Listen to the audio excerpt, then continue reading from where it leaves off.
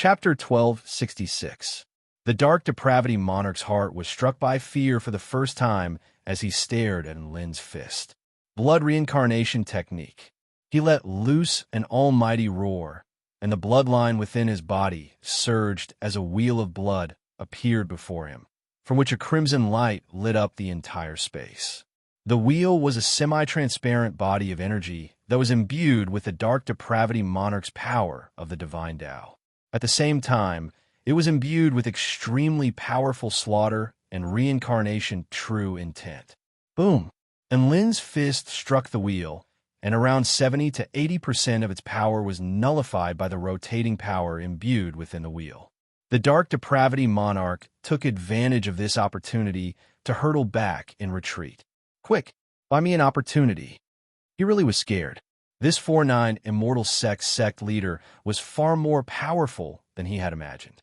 The 16 elders immediately rushed forward upon hearing the Dark Depravity Monarch's command. However, most of the elders chose to pounce toward Su Xiaolan and the others. Lin's power was undeniable, but the most powerful being on Su Xiaolan's side was only at the Return to Void initial stage, so they had a chance to capture them. Ha! You won't get away. Xiangling's golden hair suddenly transformed into countless snakeheads that pounced toward Su Xiaolan with their venomous fangs. A series of tiny cracks appeared in the space in the wake of the golden snakes, and their fangs were imbued with extremely terrifying poison. Even a Return to Void intermediate stage mighty figure would have their meridians paralyzed upon being bitten by these snakes, and they would collapse to the ground. The rest of the elders also unleashed their own techniques, and unleashed their own terrifying techniques. Most of the spell techniques were used for control and sealing purposes. It was clear that the Dark Depravity Monarch wanted to capture Su Xiaolan alive before teaching her a lesson. Run? Do I need to run? Su Xiaolan surveyed her surroundings before drawing her dragon sparrow sword in that instant. The crisp cry of the vermilion bird and the roar of the true dragon reverberated throughout the entire palace at the same time. Almost everyone was struck by an indescribably terrifying aura, as if they were facing the most terrifying beast in this world, looking down upon all living beings as if they were mere ants. Bloodline might swept forth violently, making their bodies tremble involuntarily. How could she be a weak and easily bullied girl? This was clearly an ancient ferocious beast that made people tremble in fear. At this time, Su Xiaolan had already drawn an arc with the sword light in her hand. The extremely sharp sword qi wrapped in the supreme sacred fire that could incinerate everything spread out like a ring. In the face of this sword slash, all spells were like paper in front of tiger, melting and collapsing one after another. No! Some of the elders screamed miserably as their bodies were cut into two. Some elders didn't even have the chance to let out a scream before their bodies melted completely and their vitality was severed. Xiangling was a Return to Void intermediate stage cultivator, but her golden hair was also sliced through by the sword strike. All of her beautiful golden hair was incinerated, and she let loose a blood-curdling cry as she stumbled back in retreat. The sword qi swept out and struck her abdomen, causing her to spit out a large mouthful of blood and fall to the ground. Fortunately, her cultivation was high, so she was not cut in half. But her hair was gone. She was bald. A clear voice rang out at this moment. Trash like you think you have the right to make me run? Su Xiaolan stood proudly at the center of the holy flame like a celestial maiden with unparalleled beauty. At the same time, she exuded an aura that struck fear into the hearts of all the elders. She had only unleashed one sword strike, but 8 of the 12 elders had been slain and 4 had been severely wounded. No one dared to respond to her words. After that one strike, all of the elders had been struck by boundless horror. Xiang Qingya stared blankly at Su Xiaolan with an intoxicated expression on her face. What kind of peerless elegance was this? It really made people yearn for it. At the same time, 4 of the 16 elders pounced toward Lin with all their might in an attempt to create an opportunity for the Dark Depravity Monarch. Be ** stop. Eat my dark reverend old ancestor's staff. Lin, you're going to die for sure today. Kill. Ah. The four elders unleashed their divine techniques. Enlin turned around, and his muscles bulged as he unleashed a simple punch in his fire god mode. Bam! The sun descended, space twisted, and all things crumbled. Everything, including the techniques and bodies of the elders, was pulverized into dust by that one punch. The few elders who were lucky enough to survive were already at a complete loss for words upon seeing this. The woman was terrifying, but the man was even more terrifying. Why had two gods of slaughter like them invaded their sect? The dark depravity monarch charged toward the wall behind the palace before unleashing a vicious punch toward a certain circular, veined pattern on the wall. Boom! Power proliferated forth. The entire divine mountain tremored violently as boundless power began to converge beneath his feet, upon which inky black veined patterns instantly spread over the entire gargantuan divine mountain. The four elders who were still alive were filled with hope upon seeing this. It's the Dark Monarch sect protection formation of the divine Dark Tao sect. This is great. The Dark Depravity Monarch has activated the sect protection formation. That's the power of the earth that has been accumulating for over 10,000 years. Even a Tao integration stage mighty figure would be wounded if it were to be unleashed. This is a Tao integration stage formation, after all, so it's naturally extremely powerful. No matter how powerful Enlin is, there's no way he'll be able to withstand the power of this formation. There's no way he's going to survive this time. The Dark Depravity Monarch half knelt onto the ground as blood flowed relentlessly behind him. The Dark Depravity Monarch pays his respects to the sky-sealing Dark Monarch. He let loose an almighty roar, and the power of the formation was activated in a frenzy. A black shadow gradually materialized before the Dark Depravity Monarch. The black shadow materialized, and a man with bronze skin began to appear. He had a pair of inky black eyes that seemed to be able to suck in all energy. Golden chains revolved around his arms, from which divine light burst forth, and an aura that threatened to seal the heavens swept forth. All the mighty figures present were stunned by the man's aura. He was extremely domineering, and he wanted to conquer the heavens with one hand and seal the heavens with the other. All those who invade my divine Dark Tao sect must die. An enraged roar that sounded like that of a fiend celestial made everyone feel as if they had been plunged into hell. The Dark Depravity Monarch glowered at Enlin with a venomous expression. Enlin, no one has ever dared to provoke me like this. It's too late for you to regret now. I'm going to make you experience torture that'll be countless times more painful than death.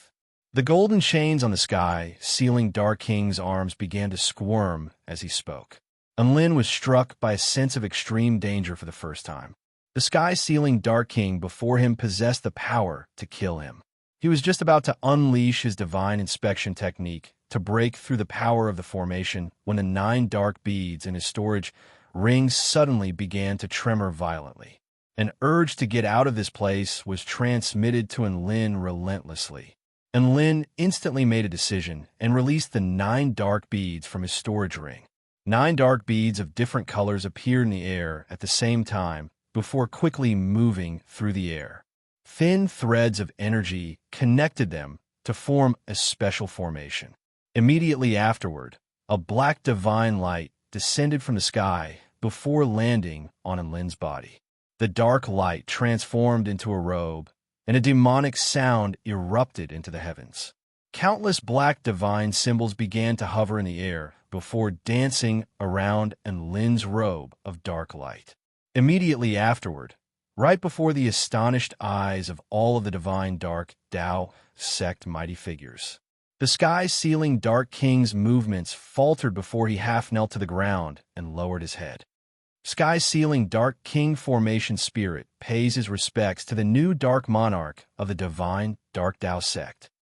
Chapter 1267. The new Dark Monarch of the divine Dark Tao sect. All of the mighty figures present were completely dumbstruck. All of the reinforcements from the other sects were on the verge of falling to their knees. Su Xiaolan rubbed her eyes as she stared intently at Enlin again. So this wasn't an illusion. Enlin sure is going big this time. Xiang Qingya's cherry lips were agape as she stared blankly at Enlin's direction. Her mind was a complete mess.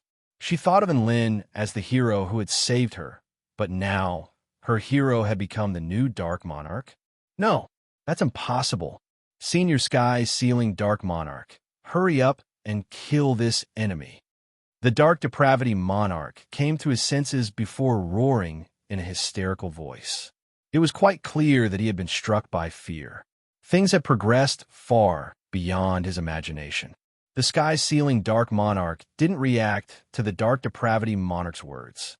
Instead, he continued to bow toward Enlin. Enlin made his way toward the Dark Depravity Monarch with a dark robe draped over his body. He wasn't releasing any aura, but the Dark Depravity Monarch couldn't help but be horrified. You? Who are you? How did you become like this? Enlin smiled. Who am I? Haven't my fists answered your question yet? I've already told you that I'm the sect leader of the 4-9 Immortal sect, Enlin. Enlin launched another fist toward the Dark Depravity Monarch as he spoke. The Fire God Fist was imbued with the power of annihilation after being enhanced by the Dark Robe, thereby making it even more fearsome. Boom! The Dark Depravity Monarch tried to defend himself, but the Crimson Wheel was unable to erase Enlin's power. The terrifying power of the fist pierced through the wheel before crashing into the Dark Depravity Monarch's body, knocking him deep into the wall behind him. Enlin looked down at his hand with a hint of surprise on his face. He felt as if his entire body had been filled with power. This was most likely the result of the sect protection formation. The enemy's formation was helping him, and Lin couldn't help but laugh. Even though he didn't know why such a situation had occurred, it was surely related to the 9 Netherworld Pearls. According to the Divine Inspection Technique, he would be able to receive the sky-sealing Dark King's inheritance at the Dark King Palace after collecting all 9 dark beads. Could it be that inheriting the new Divine Dark Dao sect was part of the inheritance? And Lin activated the 9 dark beads and commanded the sky-sealing Dark King formation spirit. Sky-sealing Dark King, kill him. Understood. The sky-sealing Dark King Grand Formation spirit rose to its feet and turned around. Rumble. A vast and boundless aura soared into the sky, surging like the sea. 2 golden chains extended from his arms and slowly floated in the air. The Dark Depravity Monarch's expression shifted drastically. Stop, sky-sealing Dark King. I am a sect leader of the new Divine Dark Dao sect, the Dark Depravity Monarch. The sky-sealing Dark King didn't say anything. He unleashed the power of the entire sect protection formation, and the 2 chains imbued with boundless golden divine light pierced through the air toward the Dark Depravity Monarch. The Dark Depravity Monarch roared as he unleashed his blood reincarnation disc. However, his blood reincarnation disc, which had been infused with the power of the Divine Tao, cracked like glass in the face of the 2 golden chains before shattering into countless shards and dust. No, the Dark Depravity Monarch roared with despair. 2 golden chains instantly fell on his body, piercing through his head and heart. All of his powers were instantly sealed, and his body was then instantly melted into a puddle of blood. The sect leader of the new Divine Dark Dao sect, the Return to Void Final Stage Dark Depravity Monarch, had fallen just like that. The elders and the reinforcements were so shocked by this scene that they did not dare to breathe. Never would they have thought that the peerlessly powerful Dark Depravity Monarch would be destroyed by the sect protection formation he had summoned. This was simply unimaginable. However, it had appeared just like that, and Enlin had done it. Even now, the sky-sealing Dark King formation spirit was bowing toward Enlin with reverence and respect. Humph. This is what you get for coveting my Tao partner and forming a harem? Do you really think you can do whatever you want? Trash shouldn't exist in this world. And Lin spat toward the puddle of blood on the ground. He then turned around to look at the Divine Dark Tao sect powerful beings behind him. All of the divine dark Tao sect members shuddered. An indescribable sense of danger instantly enshrouded their bodies, making them feel as if they were going to die if Enlin wasn't satisfied. All of them lowered their heads. There was no point in resisting at a time like this. Almost everyone had the same question in their minds as they lowered their heads. That was regarding Enlin's identity. Who was this Enlin? Why would the sky-sealing dark king formation spirit refer to Enlin as the new dark monarch of the divine dark Tao sect? The quick-witted elders had already come to a realization. Why would Enlin suddenly barge in? Why would he know about the mystic realm of the new divine dark Tao sect? Why would the sect protection formation refer to him as the new dark monarch of the divine dark Tao sect? Enlin must have obtained the inheritance left behind by the dark monarchs, and he was the rightful sect leader of the divine dark Tao sect. Enlin had come here to take back what belonged to him. That's right, everything made sense now. All of the elders' eyes lit up with excitement. This was a powerful being who had connections with both the underworld and the underworld. Elder Song Chio knelt to the ground and kowtowed. Song Chio welcomes sect leader Enlin back to the divine dark Tao sect. Xiang Ling welcomes sect leader Enlin back to the divine dark Tao sect. The bald elder also kowtowed decisively. She was a loyal person, but her loyalty was only to the rightful dark monarch. As long as it was an order from the dark monarch, she would obey it unconditionally. With the two elders taking the lead, all of the other elders and disciples of the sect immediately knelt down. Their voices converged to form a vast ocean that erupted into the heavens. Sect leader Enlin back to the divine dark Tao sect. Sect leader Enlin back to the divine dark Tao sect. A series of voices reverberated throughout the palace. Enlin wore a black dark light robe, and he looked expressionlessly at all of the black-robed, powerful beings kneeling to the ground. However, he was a little perplexed. How had he become the sect leader of the divine dark Tao sect? Something didn't feel right. He turned to look at Su Xiaolan with a resigned expression, only to see her pursing her lips as a voice sounded in his mind.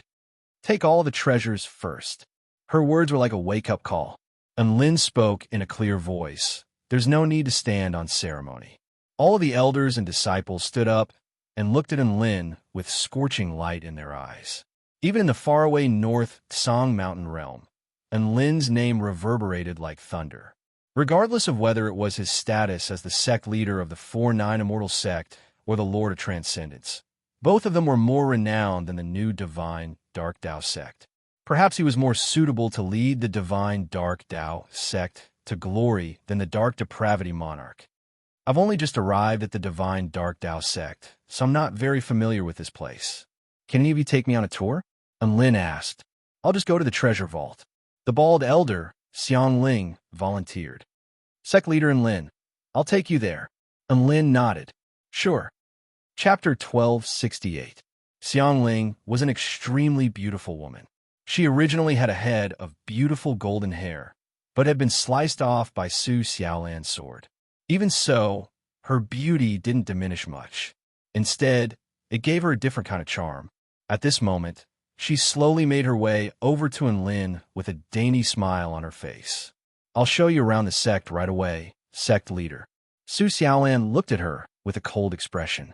She felt like she had gone easy on her earlier. Enlin shrugged off Xiang Ling's hand with a warm smile on his face. Thank you, Elder Xiang Ling. He then turned to Su Xiaolan and the others. Come with me as well. Let's tour our second sect. A vibrant smile appeared on Su Xiaolan's face, and she nodded before following after him. Tina and Bai also tacitly followed behind them. In a corner, a woman in a purple dress with a voluptuous figure and mesmerizing features was left out in the cold. No one paid any attention to her, including those from the divine Dark Tao sect. They were all focused on the new sect leader, so they didn't care about this princess. Xiang Qingya hesitated momentarily before gritting her teeth and running after them. She followed along, but she didn't dare to say anything. She had thought that Enlin was a hero who had come to save her. However, it was quite clear that she had been delusional. And Lin had only come here to inherit this sect and save her along the way. And Lin was now the new sect leader of the divine Dark Dao sect. If he really harbored malicious intent toward her, then her fate would be no different from before. Xiang Qingya was starting to panic a little with this in mind. Could it be that she had just escaped from the dark depravity monarch's clutches, only to fall into Lin's clutches again? Xiang Ling led Lin onward, and news spread even faster than they could travel. All of the sect disciples they encountered along the way bowed respectfully toward Lin. Not long after that, they arrived at a lavish palace. This palace was very big, and there was a white ball of light floating above it, illuminating the entire space. This is the most important place to the dark depravity monarch, Xiang Ling said with a dainty smile. And Lin's heart skipped a beat, and his entire person became excited. Treasures, inheritances, they were all going to be his. The door slowly opened. A series of beautiful women dressed in palace dresses of different colors bowed in unison, revealing their snow-white breasts. We welcome sect leader Lin's arrival at the Chunyang Palace. All of them were beautiful and had their own charm. They looked at Lin affectionately. Lin was stunned. Su Xiaolan and Tina were stunned. Dabai was envious. Xiangling this. Lin took a deep breath to calm his racing heart. Sect leader, this is the place that the dark depravity monarch values the most, the Spring Sun Palace. There are 997 beauties in there, all of whom were gathered from all over the world. They're all yours now, so you can sign slave contracts with them. Xiang Ling spoke with a dainty smile. Xiang Qingya's body trembled slightly. She was supposed to be the 998th harem? It's over. Is this moment finally coming? And Lin's mouth gaped open as he looked at the group of exquisitely beautiful women before him. If he were to have sex with them one at a time, it would be 3 years in a row. Wait, no, he could actually have sex with several of them at a time. The honest guy had almost limited Lin's imagination. And Lin was astonished, but he couldn't help but sigh with emotion. The dark depravity monarch had opened a true harem. If they killed him, they would be able to inherit his harem. Xiang Ling, all of these women were abducted by you, right? And Lin asked, Huh? How do you know that? Xiang Ling was a little surprised. Do you think I don't know what the dark depravity monarch looks like? He's not a handsome and powerful sort of mortal like me. So why are there so many beautiful women in love with him? Not to mention that there are many female cultivators with extremely high cultivation bases among them. And Lin harumphed coldly. Xiang Ling, Su Xiaolan, release all of them. And Lin commanded. This. Xiang Ling's eyes widened as she stared at Lin with a perplexed expression. Any man would be tempted by so many beautiful women. But Lin was able to resist the temptation of so many beautiful women? What are you talking about? I don't like to force people to do things they don't like. Besides, do I look like someone who doesn't do things? I don't like them. So why would I accept them into my harem? No, there's no way I would like anyone else. I only love Xiaolan. And Lin spoke with a righteous expression, and there was no room for denial in his tone. A sweet smile appeared on Su Xiaolan's face as she sheathed her dragon sparrow sword. And Lin turned to the 900 beautiful female cultivators before him. Go back to where you came from. You're all free now. All 900 of them faltered upon hearing this. Only after long while did the sound of sobbing and wailing begin to sound. They had been reduced to slaves and imprisoned here as playthings for the dark depravity monarch. They had to live in constant fear that they would be killed by the dark depravity monarch someday. They had thought that after Lin took over, it would be another cycle of darkness. However, who would have thought that Lin would be willing to give them their freedom? And Lin had given them a chance to live again. Countless female cultivators bowed toward Lin with tears in their eyes as they expressed their gratitude. By the way, you were also captured, right? You can go back with them. And Lin turned to Xiang Qingya. Xiang Qingya only came to her senses at this moment. She looked at Lin, who was speaking to her in a warm and gentle voice, but she didn't know what to say. What a roller coaster ride. And Lin had refreshed her impressions over and over again. Why are you still standing here? Do you want to do something else? And Lin asked. I am a sixth princess of the Dark Wind Imperial family, Xiang Qingya. You saved me, and I'll be sure to repay you in the future, Xiang Qingya replied with an extremely earnest expression. All right, I appreciate your kindness, but you can leave this place now. And Lin smiled. He didn't actually have any expectations of repayment. The 4-9 Immortal sect was comparable to the 9 Imperials, so what benefits could a princess give him?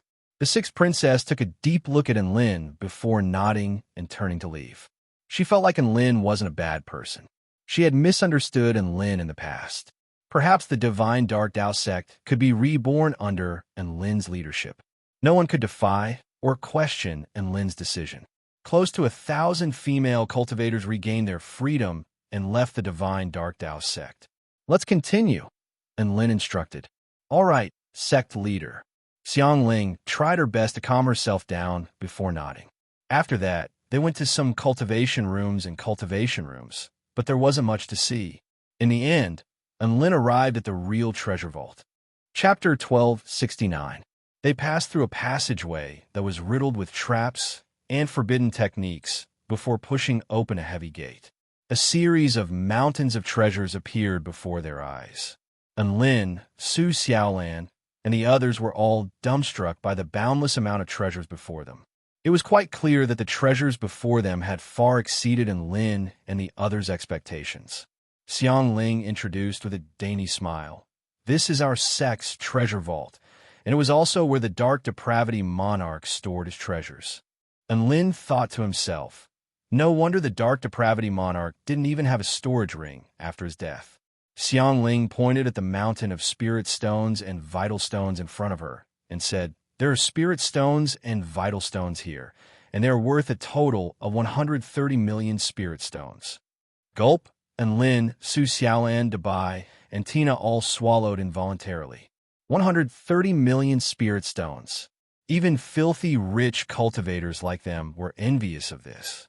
Xiang Ling continued with a smile. Here are 3 immortal weapons, 156 spirit weapons, 2,500 magic weapons.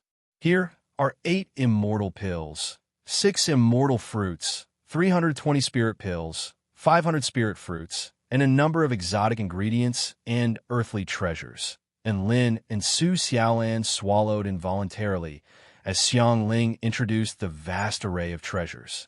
After touring the treasure vault, Xiang Ling turned to Enlin with a smile on her face. Esteemed sect leader, you have the right to use all of the Divine Dark Tao sect's treasures. You don't need our permission to take anything from here. Can I really take anything? Enlin's breathing accelerated. That's right. You can take anything you need. Xiang Ling put on an expression of wealth. Enlin clapped his hands together and stowed all of the spirit stones into his storage ring. Xiang Ling, Enlin, didn't you say I could take anything I need? I need money. Xiang Ling. Immediately afterward, Enlin stowed all of the treasures in the treasure vault into his storage ring. One storage ring wasn't enough, so Enlin took 3 supreme-grade storage rings. Xiang Ling. Enlin explained, it's not safe to leave the treasure here. It's better for me to keep it. Why wouldn't it be safe? Unless a Dao integration stage mighty figure comes to our sect, who will be able to barge into our sect to steal our treasures.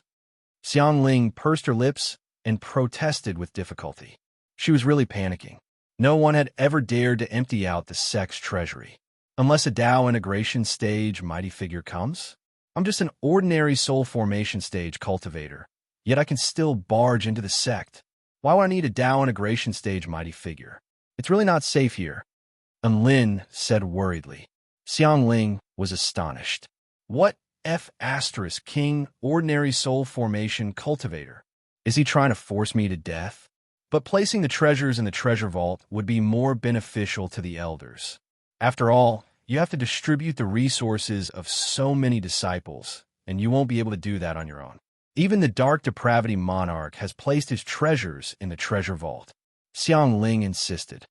Don't compare me to him. I have my own plans. Let me organize the treasures first before making any other plans. Enlin spoke with a serious expression. Xiang Ling was in despair. She knew that she couldn't persuade Enlin, so she decided to just ignore him. If anyone asked, she would just say that Enlin insisted on doing this, so she could just blame it on the sect leader. Enlin cleaned out the treasure vault before continuing to explore other places. By the way, do you know where the Dark King Palace is? Enlin suddenly asked. Xiangling was a powerful elder, so if she didn't know where it was, then no one in the sect would know. Sure enough, her expression shifted upon hearing Enlin's words. You want to go to the Dark King Palace? The Dark King Palace is protected by an extremely powerful restriction that even the Dark Depravity Monarch is unable to enter. Xiangling replied, I already told you not to compare me to the Dark Depravity Monarch. Enlin shot a glance at Xiangling. Xiangling faltered upon hearing this, but she didn't say anything else as she led Enlin toward the Dark King Palace.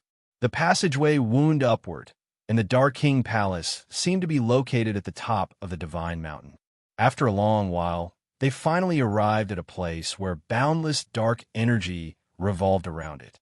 Xiangling pointed toward the end of the passageway, where there was a dark barrier exuding an extremely vast and terrifying aura.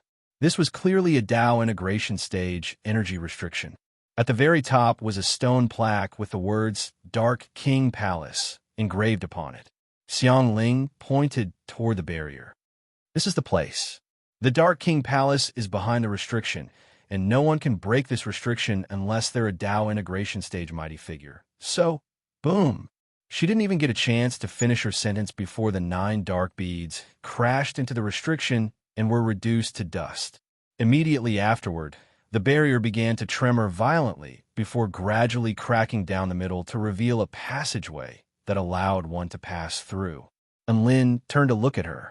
What did you say? Xiangling. Su Xiaolan's brows furrowed. I can sense that there's still a powerful repulsive force in that passageway, and the dark energy around it is extremely dangerous. That's because you're not the masters of the dark beads. I'm going in now. You guys wait for me outside. Enlin waved a hand before making his way toward the Dark King Palace. Sure enough, none of the dark energy dared to approach Enlin. All of them made way for Enlin, as if Enlin was their master. Thus, Enlin disappeared from Su Xiaolan and the others' field of vision. Only Xiangling was still staring blankly at the end of the passageway. To think that he has the right to enter the Dark King Palace. As expected, he's the Dark Monarch that we've been looking for. On the other side, Enlin entered the Dark King Palace. The dark blue flames were burning nonstop, releasing the dark power of the netherworld. Under the light of the flames, he discovered that there was nothing inside. The only things that existed in the palace were 3 tall statues. They were the 3 Dark Monarchs. These were the 3 Dao integration stage, super mighty figures of the divine Dark Dao sect. They were the true antagonists of the ancient times, and it wouldn't be an exaggeration to say that they were 3 extremely powerful demons. They were the sky-sealing Dark King, the bitter blood Dark King, and the earth-refining Dark King. The Earth Refinement Nether King had a fiendish appearance and looked very scary. The Bitter Blood Dark King was extremely handsome and pleasing to the eye. Enlin knew that the Bitter Blood Dark King was the one who had created the Dead Spirit demonic land. The sky-sealing Dark King's appearance was the most ordinary. If one ignored the chains binding his arms, he would look like a mundane mortal. Of course, Enlin knew that he was the most bad *SS among the 3 Dark Monarchs. He was the one who had created the divine Dark Dao sect and dared to challenge the Celestial Court. Enlin paced back and forth in front of the 3 statues, but he didn't know how to proceed to the next step. I am the new sect leader of the divine Dark Dao sect. Please grant me your inheritance. I have collected 9 dark beads. Please grant me your inheritance. Oi, say something. Look, I've even splashed my blood essence on your faces. Give me some reaction. Enlin looked at the 3 statues in front of him in exasperation and said in annoyance. Deathly silence ensued. F*CK. You're making me look like an idiot. Enlin was extremely displeased, and he viciously kicked the sky-sealing Dark King's knee. Bam! Rumble, the sky-sealing Dark King suddenly sprang into action. Chapter 1270. Enlin was given a fright, and he stumbled back a couple of steps before looking up at the sky-sealing Dark King. The sky-sealing Dark King's body began to tremble, as if he had been awakened by Lin's kick. Rumble! The sky-sealing Dark King's statue began to move, and it turned slightly to face Lin. And Lin immediately extended a greeting. "Hello. I am the new sect leader of the Divine Dark Tao sect." He didn't even get a chance to finish his sentence before the sky-sealing Dark King clapped his hands together, upon which a black prismatic crystal appeared in the air, exuding bursts of divine light. Congratulations to the future disciple of the Divine Dark Tao sect for resisting the Dark King Palace. This is the core spell technique that will allow me to dominate the kingdom of the 9 states and dominate the entire continent. The sky-sealing technique. I hope you can accept this inheritance and revitalize our Divine Dark Tao sect. I hope you can lead us to glory again and fulfill my long-cherished wish of unifying the kingdom of the 9 states and dominating the entire continent. An extremely mechanical voice sounded. The sky-sealing Dark King became completely motionless after saying this, and Lin faltered slightly upon hearing this. So this was a low-level artificial intelligence statue that could only speak for a short period of time. He didn't hesitate for long before holding the black prismatic crystal in his hand. "How do I use this?" And Lin murmured to himself as he held the crystal in his hand. Divine inspection technique. A string of information instantly appeared in his mind. Sky-sealing Dark King sky-sealing technique inheritance crystal. A spell technique inheritance materialized by the sky-sealing Dark King prior to his death. Only return to void stage mighty figures can bear the power of this inheritance. Crush the crystal to activate the inheritance. Lin, only return to void stage mighty figures can use this? F***CK off. Isn't this a scam? I'm a soul formation stage cultivator, so why am I working so hard to find dark beads? And Lin almost threw up a mouthful of blood from rage. He kicked the sky-sealing Dark King's knees a few more times, but there was no reaction. And Lin was unwilling to give up, and he kicked the bitter Blood Dark King and the Earth Dark King's knees a few more times, but there was no reaction. During this period of time, he was like a husky messing around with the 3 Dark Monarchs' bodies in an attempt to find something. In the end, the statues of the 3 Yama Kings were smashed to pieces, but he still didn't find anything. Sigh. So only return to void stage cultivators are able to use the seal, the heavens technique? And Lin was a little disappointed. If any other divine dark Tao sect cultivator were to hear this, they would probably go insane. What did he mean by there was only one seal, the heavens technique? This was a spell technique that countless divine dark Tao sect cultivators yearned for. It was a spell technique that even the other 2 Tao integration stage Dark Monarchs yearned for. And Lin left the Dark King Palace with a slightly dissatisfied expression. Great Elder Xiang Ling hurried forward and asked with wide eyes, "Sect leader and Lin, what did you see in the Hell King Palace?" "Yes, I saw the statues of the 3 Pluto Kings inside," and Lin replied.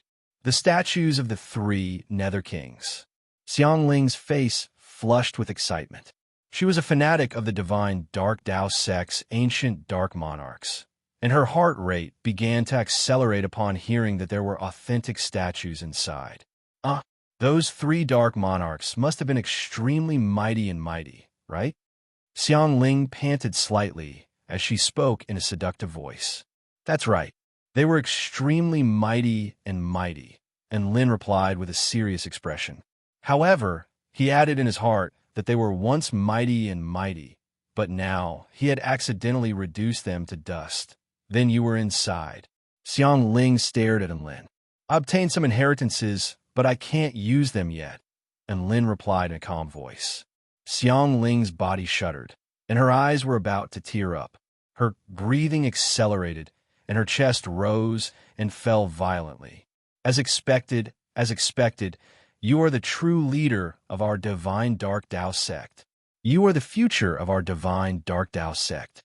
And Lin was a little annoyed at the sight of Xiang Ling's expression, and he immediately changed the subject. "Let's go, we'll continue our tour." "All right." Xiang Ling nodded obediently and led the way.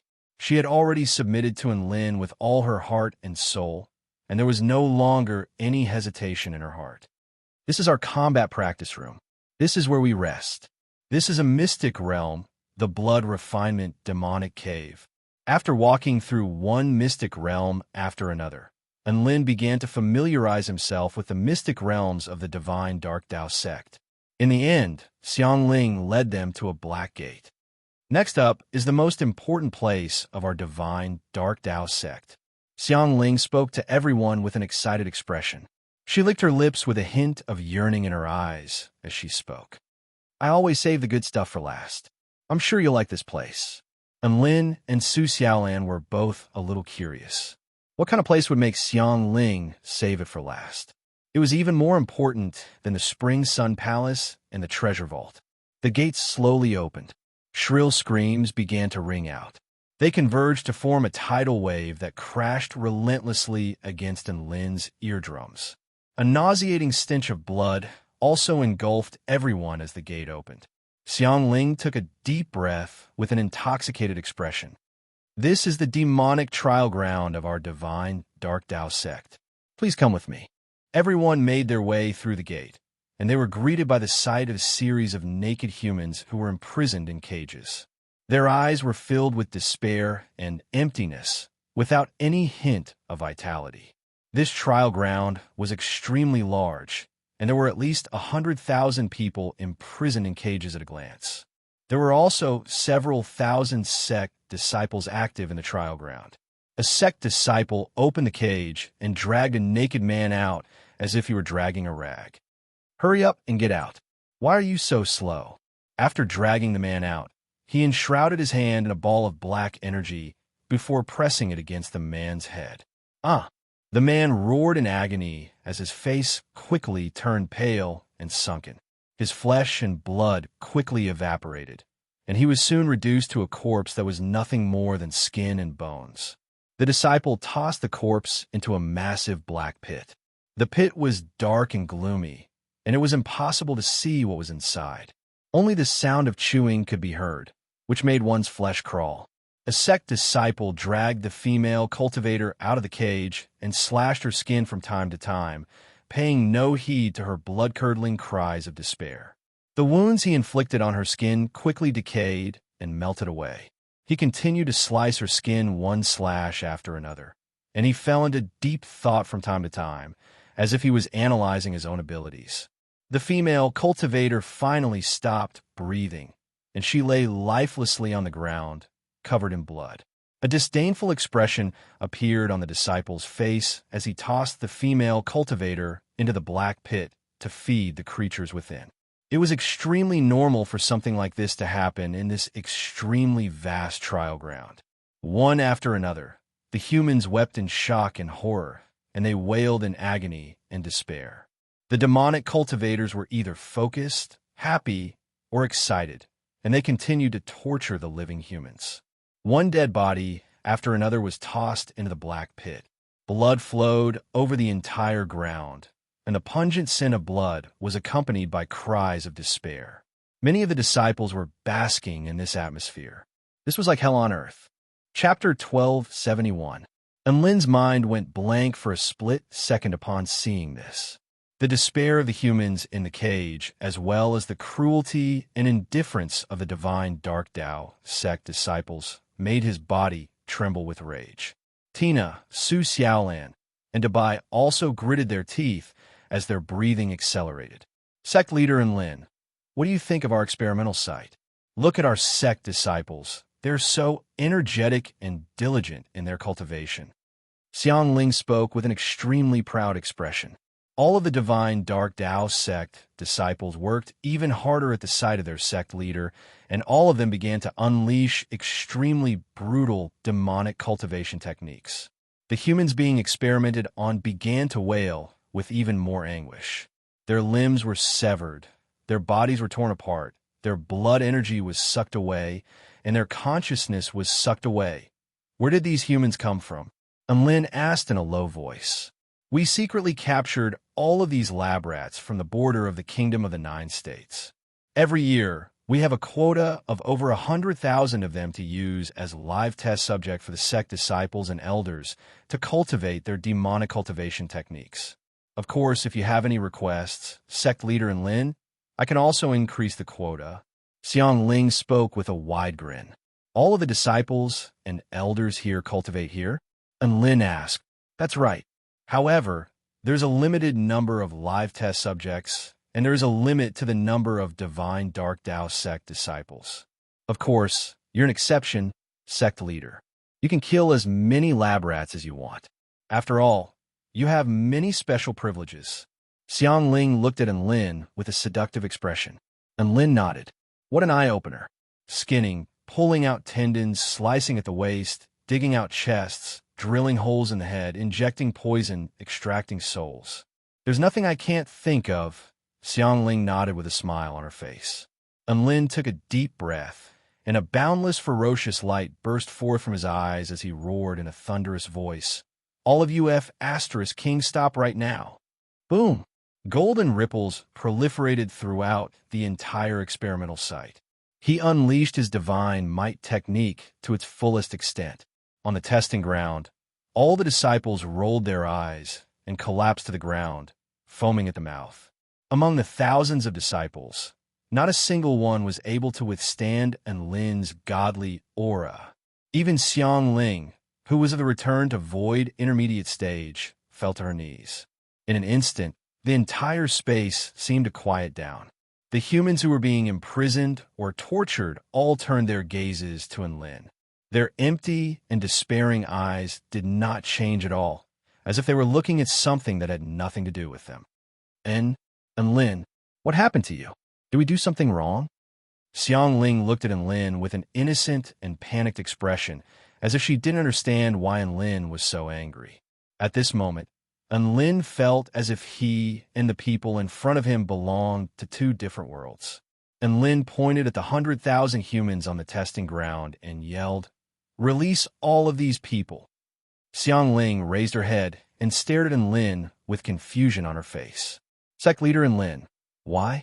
It wasn't easy for us to capture so many of these lab rats. Why should we release them? Why should we release them? And Lin glared at Xiang Ling as if he wanted to skin her alive. He took a deep breath. Most of these humans are mortals, so there's no point in training them in demonic techniques. Next time, we'll capture some cultivators to refine, but what if we alert the other sects? A conflicted expression appeared on Xiang Ling's face.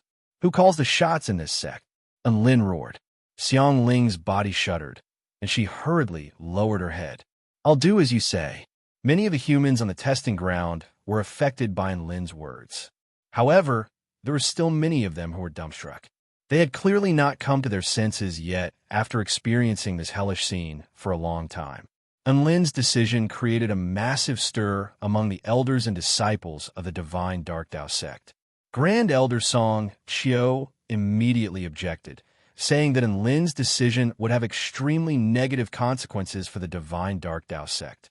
Song Chiu was then slapped into the ground by Lin, and no one knew whether he was dead or alive. Outside the divine mountain. Before they knew it, close to 100,000 naked humans had gathered. They breathed in the fresh air, bathed in the warm sunlight, and looked out at the picturesque scenery, feeling as if a lifetime had passed. Tina unleashed a spell technique to cover these 100,000 humans with fresh grass and green leaves. Tina even unleashed a great healing technique on some of the severely wounded humans who were still being corroded by the demonic techniques. Hello, Bailing. Send some sect disciples over on a white spatial ferry. I'll send you the coordinates. I need to help 100,000 humans return to the Kingdom of the Nine States, and Lin said. All right, I'll do that right away. Bailing didn't ask any questions and immediately activated the flying shuttle. Xiang Ling stared at the scenes unfolding before her with a perplexed expression. Why? Why was her sect leader so nice to these lab rats? As the sect leader of the divine Dark Tao sect, shouldn't he be killing all of these people with his blood refinement? Why was sect leader Lin so different from what she had imagined him to be? Xiang Ling was extremely perplexed. Could someone like him really lead the sect to glory? Enlin ended the voice transmission before turning his eyes toward the divine mountain up ahead. The red maple below was like fire, while the white snow above was like pure white. It looked like a fairy with skin whiter than snow was dancing in a bright red dress. It was very beautiful. However, he knew just how filthy this celestial maiden was. The disciples of the divine Dark Tao sect had no regard for life and tortured the humans like lab rats over and over again. The anguished cries of despair didn't affect their hearts in the slightest. The humans were nothing more than living materials that they tortured to death. After they were done, they were thrown away. Some were sucked dry, some were chopped into mincemeat, and the stench of their blood wafted through the air. Enlin had once fantasized about using his own power to change the divine Dark Tao sect and turn it into a hidden force of his own. However, all of this disappeared after he saw the experimental site. All of the disciples and elders here had their hands stained with the blood of countless humans. They didn't treat humans as humans and had tortured countless humans to death. Could they still be saved? There's no hope. The blood on your hands can no longer be washed clean. You can only repay the debt of blood with blood. Enlin suddenly sighed with rage. He didn't think that he was a righteous cultivator who only wanted to rid the world of evil. However, after witnessing what the divine Dark Tao sect had done, he couldn't help but want to do something. Sect leader Enlin, what are you talking about? Xiang Ling turned to look at Enlin with a curious expression. Enlin extended a hand toward the divine mountain in the distance. I've already mastered the sky, sealing Dark King's sect protection formation. Boom! In that instant, heaven and earth tremored violently. A gargantuan sect protection formation enshrouded the entire divine mountain. An extremely mighty projection of the sky, sealing Dark King, appeared in the air above the divine mountain, as if it were a fiend celestial descending upon this world. Its aura was so vast that it threatened to crush heaven and earth. Sect leader of the divine Dark Tao sect, what are your orders? The sky-sealing Dark King formation spirit asked. Enlin spoke expressionlessly. Commit suicide. Heaven and earth instantly fell silent. Xiang Ling's eyes widened as if she had heard something extremely terrifying. Even though the sky-sealing Dark King formation spirit had no consciousness of its own, it was struggling instinctively. Enlin gripped the formation spirit's hand, and the sect protection formation was activated in a frenzy. Commit suicide. Release all of the formation's energy and bury the new divine Dark Tao sect. This divine Dark Tao sect doesn't deserve to exist in this world. Chapter 1272. This divine Dark Tao sect doesn't deserve to exist in this world. Enlin's words reverberated throughout heaven and earth. Xiang Ling was dumbstruck. The 100,000 humans who had been imprisoned in the cage were also dumbstruck. No, the sky-sealing Dark King formation spirit roared with pain as its body quickly cracked open. An extremely dazzling dark light instantly erupted from the divine Dark Tao sect's sect protection formation. The veined patterns of the formation encompassed the entire mountain, and the energy that had been accumulated for over 10,000 years was instantly unleashed. Boom! Dark, destructive energy exploded forth from the formation, tearing through the mountain and annihilating all things before transforming into an inky black pillar of light that soared into the sky. Heaven and earth seemed to have lost all color in that instant. Only the boundless, destructive light of the formation filled the entire space. If a Tao integration stage formation were to unleash all of its power in an instant, just how terrifying would that be? The destructive shockwaves were capable of uprooting the earth within a radius of over 50 kilometers. Trees and rocks danced wildly in the sky before being annihilated. All of the surrounding mountains were razed to the ground by the shockwaves. At the center of the explosion, the massive divine mountain was also gradually reduced to dust by the destructive power of the formation. Countless divine Dark Tao sect elders and disciples let loose blood-curdling cries that reverberated through the heavens. No life form could survive an explosion of this caliber. The 100,000 humans stared blankly at the scenes of destruction before their eyes. Tears finally flowed from their eyes as they listened to the blood-curdling cries of the divine Dark Tao sect disciples. Some of them wailed, some of them laughed, and some of them knelt to the ground and kowtowed relentlessly. They were finally free from their shackles at this moment.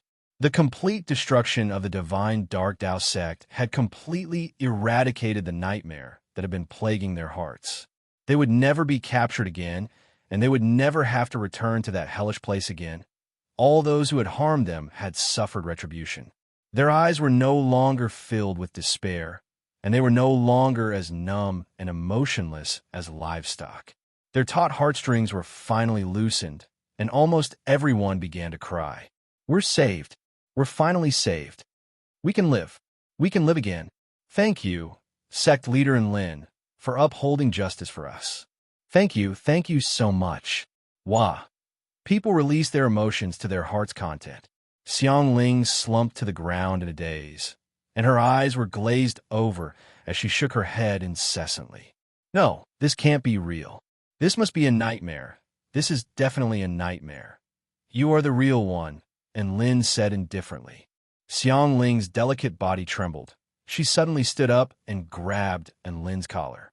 Her eyes were bloodshot as she screamed hysterically. Why? You're the sect leader of the divine Dark Tao sect. Why are you doing this? Are you crazy? As Xiang Ling spoke, tears streamed down her face. She was very attached to the divine Dark Tao sect, and she was very proud to be the grand elder of the sect. She was still waiting for the divine Dark Tao sect to return to its former glory. For this, she had already waited for over 10,000 years. But why did it end up like this in the end? They slaughtered so many living people. Their sins are unforgivable. Their sins must be paid with death. And Lin said without any mercy. Slaughter? Xiang Ling felt as if she had heard the funniest joke in the world. Ha ha ha. The sect leader of a demonic sect is saying that his disciples slaughtered other people. He wants all of his disciples to pay for their sins with death. To think that the new sect leader of the divine Dark Tao sect would kill all of the disciples and elders because of this. What a joke. Xiang Ling's fingernails dug into her palms, and an extremely incredulous expression appeared on her face. And Lin shook his head upon seeing Xiang Ling's expression. The sect leader of a demonic sect?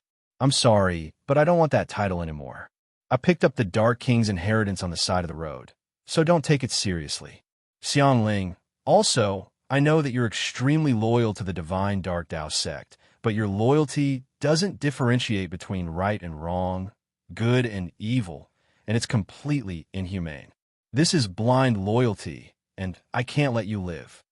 And Lin silently pulled out his evil-slaying sword and prepared to end Xiang Ling's life. Xiang Ling stumbled back a few steps.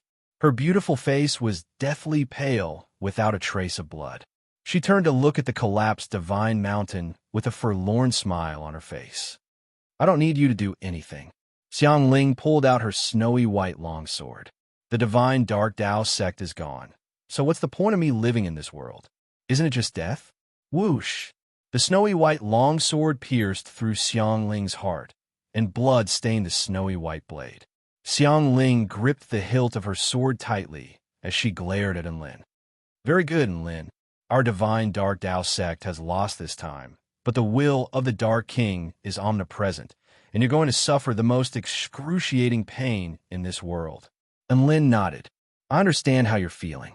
You're in agony, you're filled with indignation, and you're filled with remorse. You really want me to pay the price? So hurry up and go to hell to find your organization.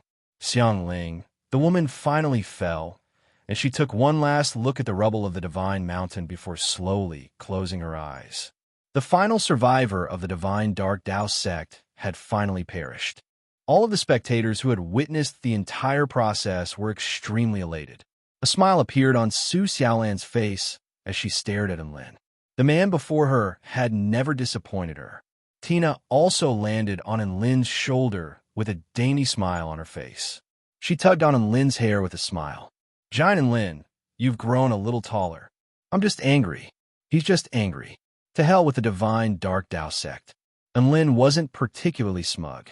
All he wanted was for there to be fewer disgusting sects like this in this world. Bai Ling led the disciples on the spaceship and soon arrived at the location wherein Lin had sent the coordinates. They arranged for the 100,000 humans to board the spaceship in an orderly manner before returning to the kingdom of the 9 states. And Lin, who would have thought that you would do another great deed of good karma? I really admire you. Bai Ling wore a white dress as she stood beside the cabin door with a vibrant smile. Big Sister Bai, please don't look at me like I'm your senior. And Lin could sense Bai Ling's benevolent gaze, and he felt a little strange. What? They're over 10,000 years older than you, but they're still my senior? Bai Ling cocked her head to the side with a smile. Xiao Zhe and Xiao Tu are a few 100,000 years older than me, but they're still one generation younger than me. What do you think? And Lin chuckled. Bai Ling was a little angry. You're using your disciples' seniority to bully me again. And Lin and the others followed Bai Ling onto the spatial White Fairy spaceship and returned to the 4-9 Immortal Sect. Heaven and earth fell silent again. After what seemed like an eternity, the divine mountain that had been reduced to rubble tremored violently. Boom! A rock golem that was riddled with wounds crawled out of the rubble. Huff, huff, huff. That almost blew me up. That was way too terrifying. Why did the divine mountain suddenly explode just as I was contemplating whether this world would be destroyed? Could it be that this is a forbidden realm of thought? The rock golem threw up a few kilograms of blood before looking up into the sky and falling into deep thought. Chapter 1273. Just as AI Air was contemplating this conundrum, the mountain that had been razed to the ground began to squirm again. There seemed to be a living being chewing on something underground. Crunch, crunch, crunch, crunch. The sound was dark and eerie, sending chills down one's spine. How troublesome. Looks like I'll have to find a new place. The rock golem fell into deep thought for a moment before tearing open a spatial rift and fleeing from this place.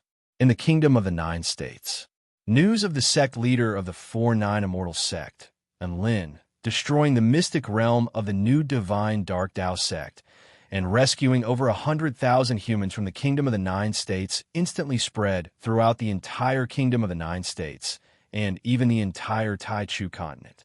This news was not released by Lin and the others. Instead, it was spread by the 100,000 humans who had been rescued. The 4-9 Immortal Sect's reputation grew as a result, and it became a top-rate immortal sect that everyone looked up to. Who wouldn't like a powerful sect that was full of righteousness? The 4-9 Immortal Sect had always upheld justice for itinerant cultivators and became a friend of the itinerant cultivators of the kingdom of the 9 states. Now, they had rescued civilians, eradicated a top-rate demonic sect, and become a friend of the people of the kingdom of the 9 states. And Lin had initially just wanted to establish a random sect for fun, but he didn't think that it would become a role model for all of the immortal sects in the kingdom of the 9 states. This was making him a little panicked. He didn't want to become an idol. With such a good image, it would be very easy for him to be criticized if he didn't do a good job in the future. On the contrary, if the sect was careless and frivolous, then there was a greater chance that it would be forgiven and forgiven by the world if it did something wrong. And Lin was very frustrated, but this had become a trend that couldn't be stopped. There were even people who believed that those who didn't love the 4-9 Immortal Sect weren't citizens of the kingdom of the 9 states. The 4-9 Immortal Sect was becoming more and more powerful, and the most direct effect was that the number of cultivators applying to become an outer sect disciple began to increase explosively. There were very few inner sect core disciples, and the only way to become an inner sect core disciple was to perform extremely well among the outer sect disciples.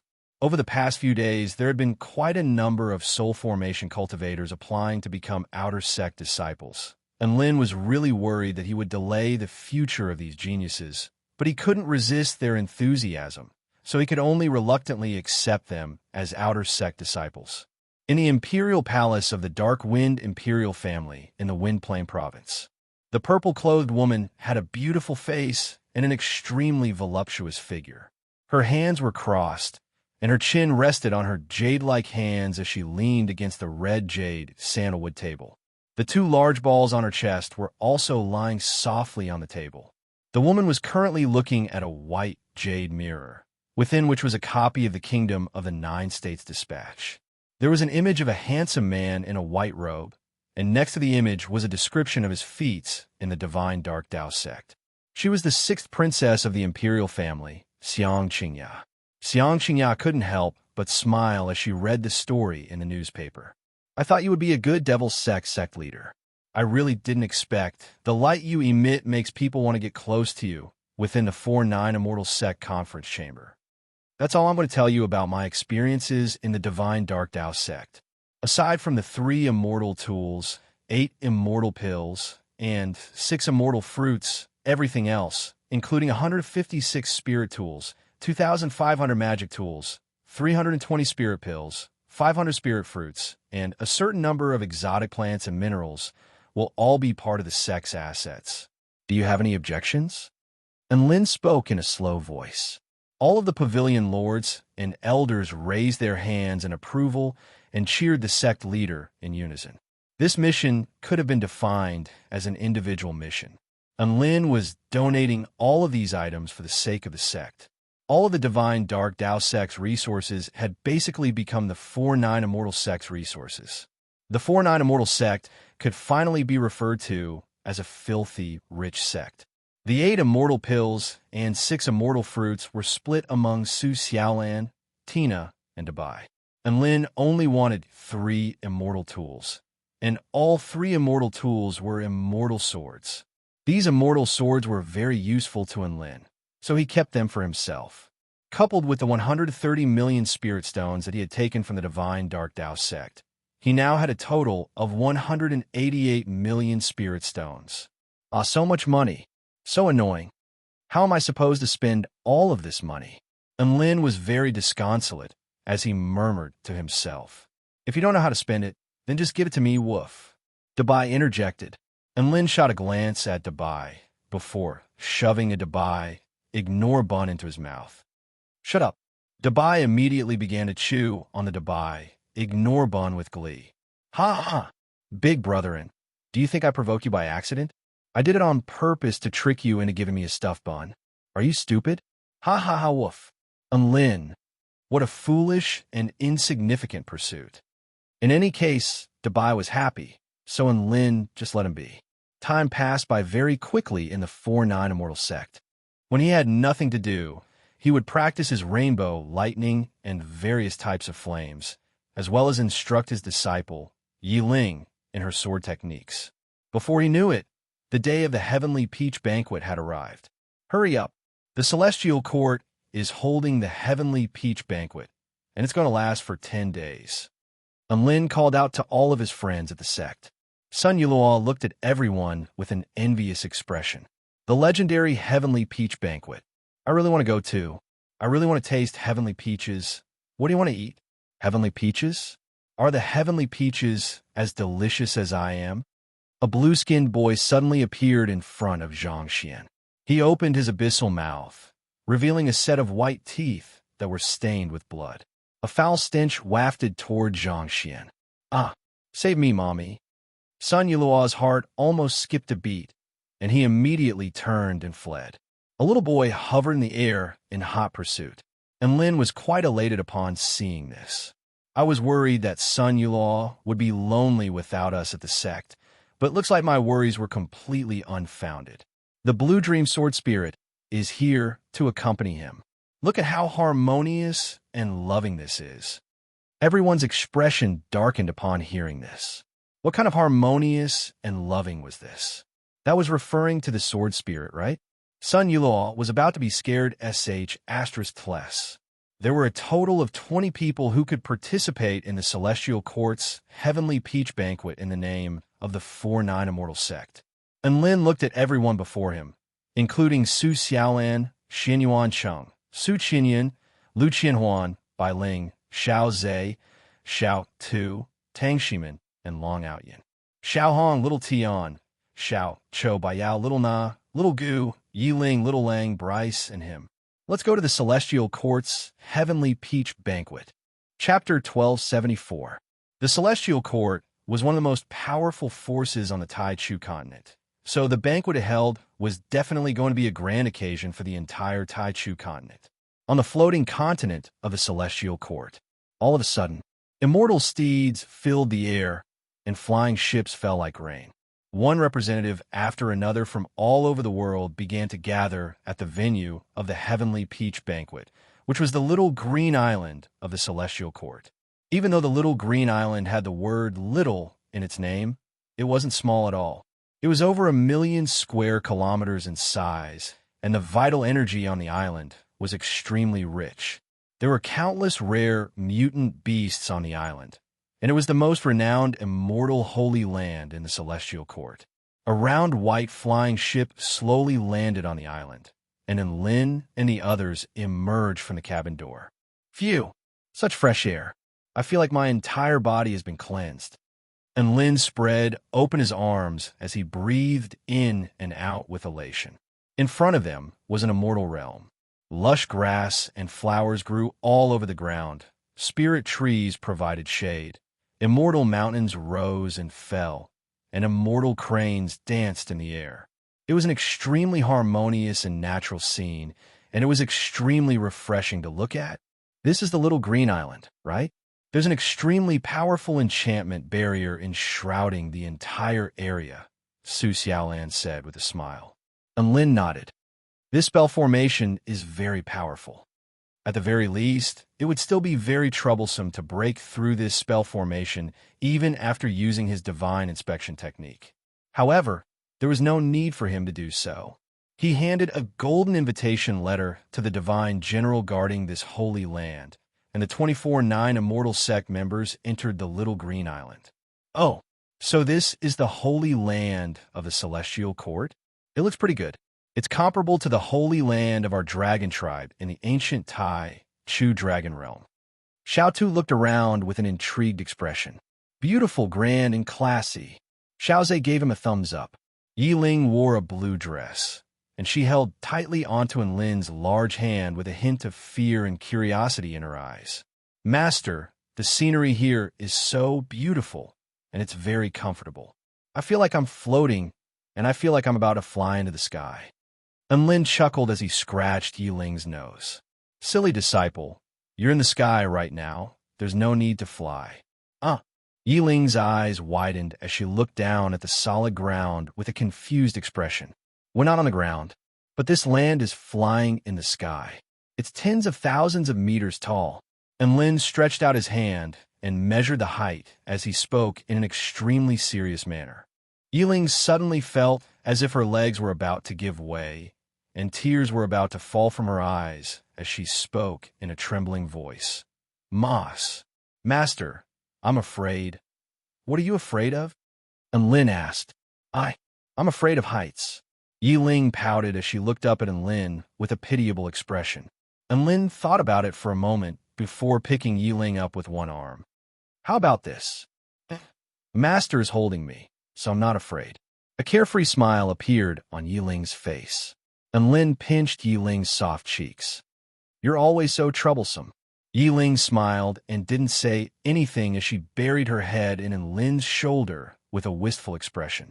Xiaozhe and Xiaotu both sighed with emotion as they looked at the interaction between Lin and Yiling. Xiaotu heaved a faint sigh.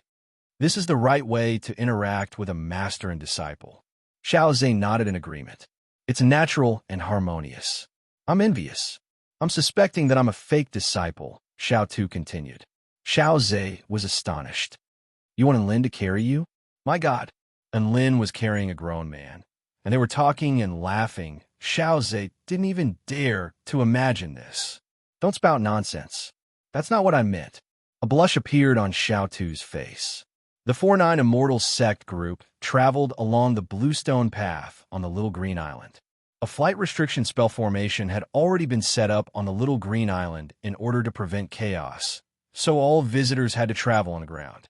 And Lin rode on to Bai with Yiling in his arms, enjoying the scenery along the way. Hi, I'm Lin. Why didn't you say hello? A celestial maiden in a lavish feather dress descended from the sky. She had gentle and beautiful features, and her eyes were clear and limpid. This was none other than the seventh daughter of the Celestial Arch, Celestial Maiden Tianyu. Lin Junjun, how can you fly? Lin was a little disgruntled at the sight of Celestial Maiden Tianyu descending from the sky. The flight restriction spell formation didn't work on this woman. A faint smile appeared on Lin Junjun's face. I'm awesome. After saying that, she even slightly raised her chin, as arrogant as a swan. And Lin thought to himself, she's just a privileged dog. What's there to be proud of? As an honorary elder of the 4-9 Immortal Sect, I'll take you to have some fun here. There's no need to thank me, Lin Junjun said in a friendly manner. Everyone naturally didn't stand on ceremony with her. Big sister, where can I find delicious food? Yi Ling asked with excitement. The myriad fruit orchard produces all types of precious fruits, and you can eat any of them you want. They've been nurtured by the spiritual energy of heaven and earth, and are extremely delicious. I'll take you to pick some. Lin Junjun smiled. Long live Celestial Maiden Tianyu. Yi Ling raised her hands into the air and cheered. Ms. Tianyu, may I ask where the place with the most abundant spiritual energy is? I want to experience it for myself, Xian Yuan Cheng asked with a warm expression. The place with the most abundant spiritual energy is the Heavenly Pond. That place is a restricted area, but I can take you there, Lin Junjun said with a smile. Xian Yuan Cheng extended a graceful salute to express his gratitude. Thank you, Ms. Tianyu. Celestial Maiden Tianyu, I need a place where the sun shines the brightest, Xiao Hong said with excitement. All right, I'll take you there later. Lin Junjun nodded. Here, it could be said that she would grant all requests, fully displaying the bearing of a host. There are a total of 2,000 representatives from over 100 different powers who have been invited to the heavenly peach banquet of the Celestial Court. The 4 great sects, 9 Imperials and 7 first-rate immortal sects, including the 4-9 Immortal Sect, make up a total of 20 powers. Within the myriad fruit orchard, Lin Junjun shared fruits with everyone as she made introductions. Aside from that, the creation realm where the Hall of Creation is located, the Western Buddhist Kingdom where the Western Paradise is located, the Holy Paradise where the Garden of Eden is located, the Spirit Lake Realm, the North Song Mountain Realm, the moving Thousand Star Islands, the Sea Heart Palace, the Dragon Core of the Eastern Seas. For safety reasons, the Celestial Court has restricted the number of Dao Integration Stage Super Mighty figures, but there are a total of 12 Dao Integration Stage Super Mighty figures participating in the Celestial Court Heavenly Peach Banquet. As for Return to Void Stage and Soul Formation Stage Super Mighty figures, there are countless of them. Lin Junjun's introduction made everyone's hearts tremble, as expected of a renowned banquet across the entire continent. Just the number of participants was already extremely impressive. Who knew what the following events were going to be like? This was a true gathering of powerful beings from all over the world, a grand ceremony where everyone from all over the world would come to celebrate. Chapter 1275. All of the 4-9 Immortal Sect members were a little excited. Are we going to be able to see powerful beings from all over the world soon? Long Ao Ian's battle intent surged as he spoke with an excited expression. I want to see how many familiar faces there are on this new Tai Chu continent. Xiao Tu was also very curious, and a warm smile appeared on his face. As expected of the Celestial Court, as expected of a top-tier power. Tang Shimin sighed with emotion. If our 4-9 Immortal Sect could also hold a celebration of this caliber, I wonder how much money we could earn. Xiao Zhe was a little envious, and Lin drew a sharp intake of breath before also speaking with excitement. Just the congratulatory gift alone would probably exceed 100 million. Not only that, but if we could expand the scope of our invitations and hold more events, we could easily earn over 100 million. There's no point thinking about these things now. We have to work hard to make the sect more powerful.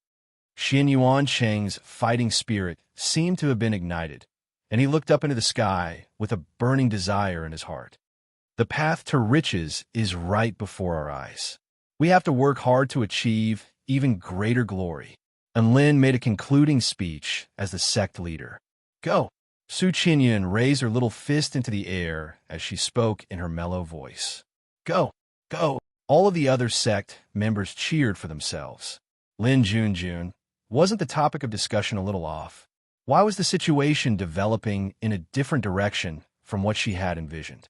What happened to praising and envying the celestial court? Why did the topic suddenly change to how to make money from a celebration? Where's your ambition? Where's your integrity? Lin Junjun roared in her heart, but she still wore a graceful smile on her face. The Heavenly Peach Banquet hadn't officially commenced yet. Everyone had fun on the little green island. After eating fruits in the myriad fruit orchard, they went to the Heavenly Pond to play in the water, sunbathe on the Golden Sun Mountain, and eat ice cream at the Mystic Ice Pagoda. Under Lin Junjun's guidance, they walked and played along the way. Before they knew it, they had visited all of the interesting attractions on the little green island. The Heavenly Palace is up ahead, which is the main venue for the Heavenly Peach Banquet. 2,000 representatives will be here to experience the most unforgettable celebration of their lives. Lin Junjun introduced. In front of everyone, an extremely magnificent palace appeared in their field of vision. It was completely constructed from the most exquisite immortal jade, and its main colors were white and gold, causing it to seem extremely sacred and dignified. It was a few hundred meters tall and occupied an extremely large area. And Lin felt that this palace could easily accommodate tens of thousands of people, let alone a few thousand. Hi, and Lin, we meet again. Suddenly, a rumbling sound came from behind him, and Lin turned around and saw a few stone golems walking over with smiles on their faces. Senior Yudo. At the same time, he turned to Hong Do with a hint of a smile on his face. Hong Do, you're also participating in the Heavenly Peach Banquet? Hong Do blushed upon hearing this, and a scorching flame ignited in his chest. Don't look down on me. Why can't I participate? I'm a top-tier prodigy among the younger generation of the creation realm. Yes, yes, yes, you're a prodigy, and Lin replied in a perfunctory manner. The noodle monster wrapped a noodle around Hong Do's neck and chortled with glee. I watch Hong Do grow up. Even though he's not progressing very quickly, his foundation is extremely solid, and he's taking it one step at a time. There's a good chance that he'll become a top-tier mighty figure in the future. And Lin looked at the monster whose body was covered by a red and white bowl.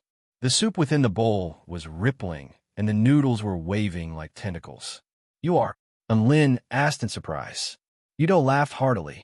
I forgot to mention, this is the Holy Lord Noodle, a return to void, final stage, mighty figure of the Hall of Creation, and the most powerful being in the world of ramen. And Lin's mouth gaped open in shock as he stared at the noodle monster. It's an honor to meet you. Yiling was drooling off to the side. It smells so good. The Holy Lord Noodle's entire body was exuding an extremely fragrant aroma. That was most likely its body fragrance. Tang Shimin was in despair. He was even inferior to a noodle monster now. All of the other 4-9 Immortal Sect members were also staring at the noodle monster before them with astonishment and amazement. However, the world was vast, and anything could happen. Even a snail could become a mythological beast, so a return to Void Stage noodle monster seemed to make sense. The representative of the White Fox tribe, Bai Muyu, had also arrived.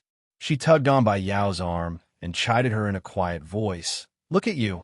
Are you bullying Xiao Cho again? Look, he's gotten skinnier. Bai Yao's cheeks were flushed with embarrassment as she stammered in a quiet voice. And Lin fell into deep thought upon seeing this, and he tugged on Su Xiaolan's slender little hand.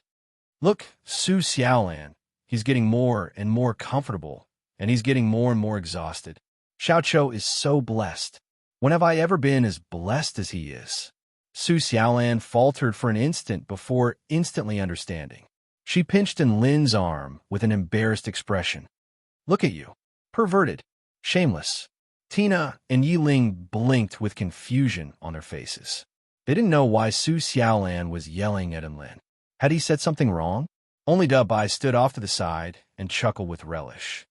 Sect leader Lin. A crisp call sounded in the distance. And Lin turned to discover a dozen lavishly dressed people making their way toward him. The one leading the group was a purple-robed woman with a vibrant smile on her face, and she waved at him. Princess Xiangqingya. And Lin greeted her with a faint smile. Xiangqingya made her way over to him and extended a respectful curtsy before speaking in a gentle voice. Sect leader and Lin, I still haven't repaid you for what you did for me. I brought some gifts for you today, and I hope you can accept them. She pulled out a storage ring from her storage ring as she spoke before handing it to Enlin. Enlin accepted the gift without any hesitation. After all, he didn't reject any gifts that came his way. I am the Emperor of the Dark Wind Imperial Family, Xiang Fengyi. Thank you again, sect leader Enlin, for saving my daughter's life. A scholarly man led a few other people to express their gratitude toward Enlin in a very friendly manner. Enlin was also happy to make a few more allies, and they conversed happily with one another. Not long after this, an extremely terrifying aura suddenly caused the air around them to congeal. Enlin felt as if someone was holding a sword to his heart. This was an extremely dangerous and terrifying threat of death. Before Enlin had even made a move, Lu Qianwan's voice sounded. Lu Mingxian, have you gone mad? Lu Qianwan's voice sounded, and she was almost roaring with rage. This is the Celestial Court. What do you want? The pressure on Enlin instantly disappeared. Enlin slowly turned around and was greeted by the sight of a handsome man in a flowing robe, leading close to 30 powerful sword cultivators toward him. It was the Heavenly Sword Sect, one of the 4 great sects in the Kingdom of the 9 States. Lu Mingxian, if you do this again, don't come to the Heavenly Peach Banquet. A frosty expression appeared on Lin Junjun's face as she spoke in a cold voice. She didn't like people threatening her friends with their auras. It's just an exchange of pointers. Don't do it again. Lu Mingxian laughed heartily. Then, he turned his gaze toward Enlin. Sect leader Enlin, how have you been? The man asked with a warm smile, as if nothing had happened. I've been fine. It's just that there have been too many cultivators wanting to enter the 4-9 Immortal Sect recently, so I've been a little overwhelmed, Enlin replied with a smile. Oh, you're the one who has to care about all the random cultivators who want to enter the sect? Does the 4-9 Immortal Sect accept just anyone? Lu Mingxian was a little surprised. There's gold in the sand, so I have to make a careful selection. For example, I can only accept disciples like Sun Yulao who have decent aptitudes and a sword spirit. And Lin replied with a nonchalant expression. The veins on Lu Mingxian's forehead bulged. Chapter 1276. The reason why Lu Mingxian was targeting Enlin was because Enlin had humiliated him multiple times. The first time was during the 4-9 Immortal Sect's grand opening ceremony, and the second time was during the Blue Dream Ancient Sword incident. In the Ancient Sword tomb of the Heavenly Sword Sect, an ancient sword had finally given birth to a spirit, but in the end, it ran away and recognized an idiotic fan of Enlin as its master. Sun Yulao had been expelled by 3rd Elder Zhu Yinshan, and he had no choice but to join the 4-9 Immortal Sect. After that, the Blue Dream Sword Spirit fell into the hands of the 4-9 Immortal Sect. The 4-9 Immortal Sect had somehow become the biggest winner, while the Heavenly Sword Sect was completely dumbstruck. This matter infuriated Lu Mingxian. He directly punished the idiot Zhu Yinshan to guard the sect's forbidden area for 500 years, and he was not allowed to come out until the time was up. Enlin, don't be so arrogant. What belongs to our Heaven Sword Sect will belong to our Heaven Sword Sect. You snatched the ancient sword by force. Just wait to be punished by our Heaven's Sword Sect. A blue-robed young man stepped forward. His eyes were like lightning as he shouted. Enlin glanced at that man and said with a light smile, Yo, isn't this the first senior brother of the Heavenly Sword Sect, Ouyang Xia, who was chased and beaten by me before? Now that you found a backer, Papa, you finally have the confidence to show your face? Ouyang Xia was seething with anger, but he didn't know how to refute. Do you really not know what your 4-9 Immortal Sect is?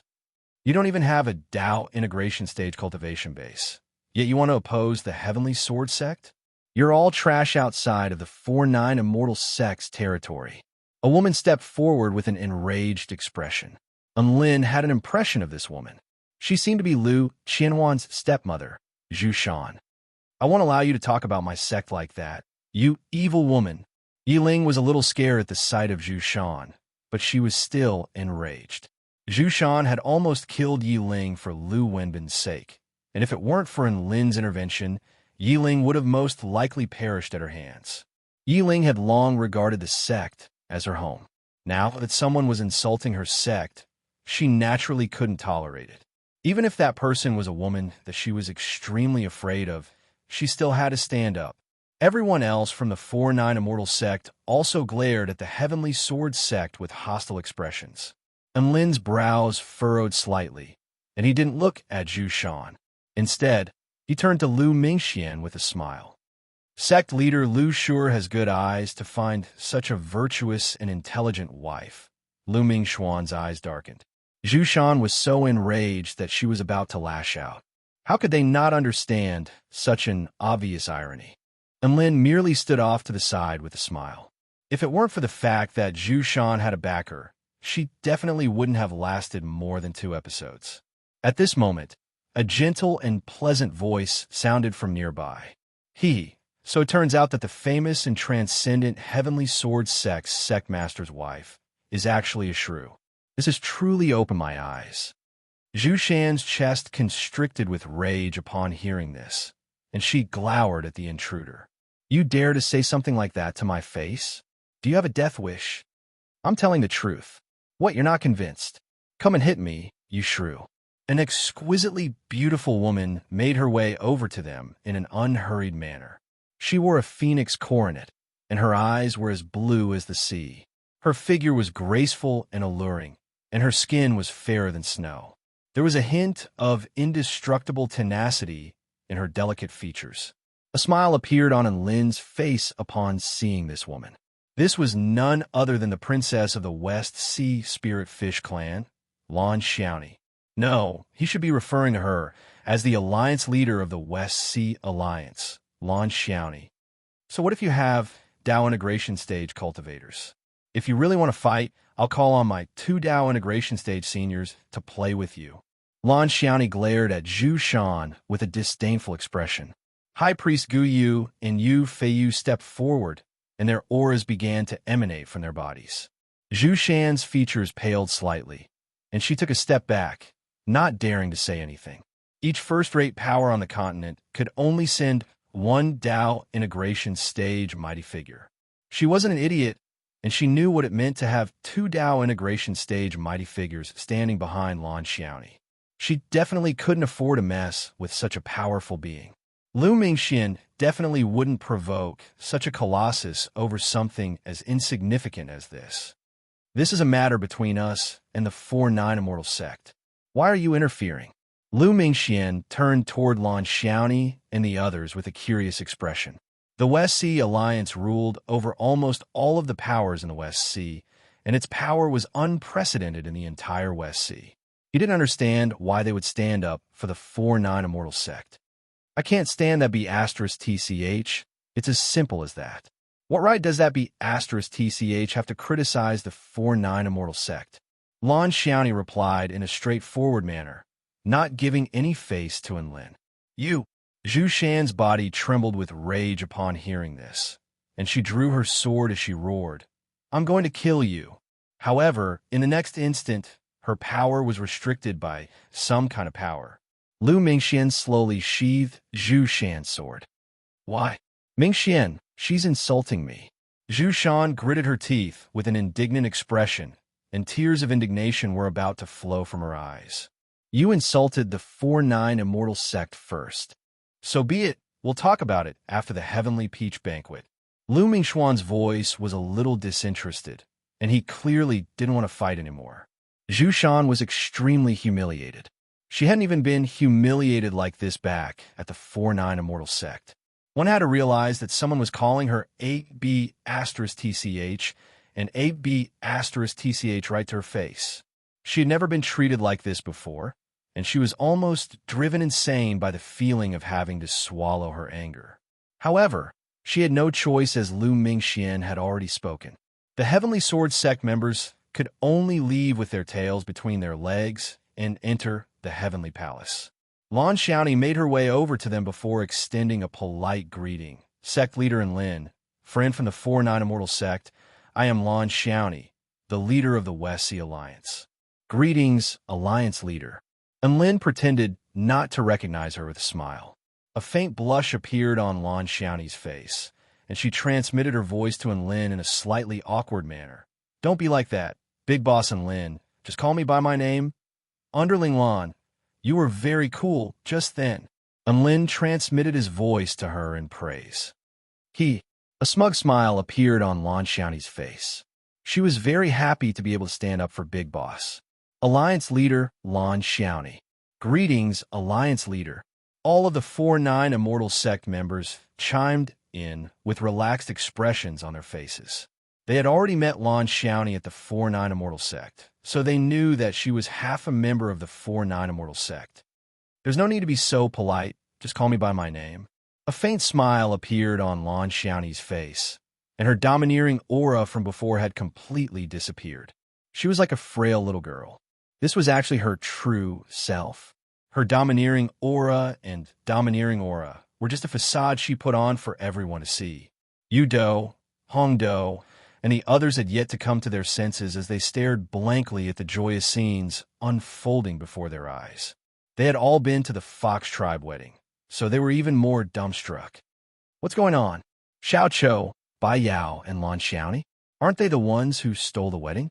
Why are they so close now? Yu Do was dumbstruck.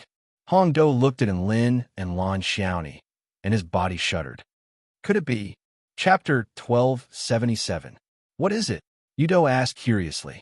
Hong Do came to his senses and shook his head vehemently. No, I won't.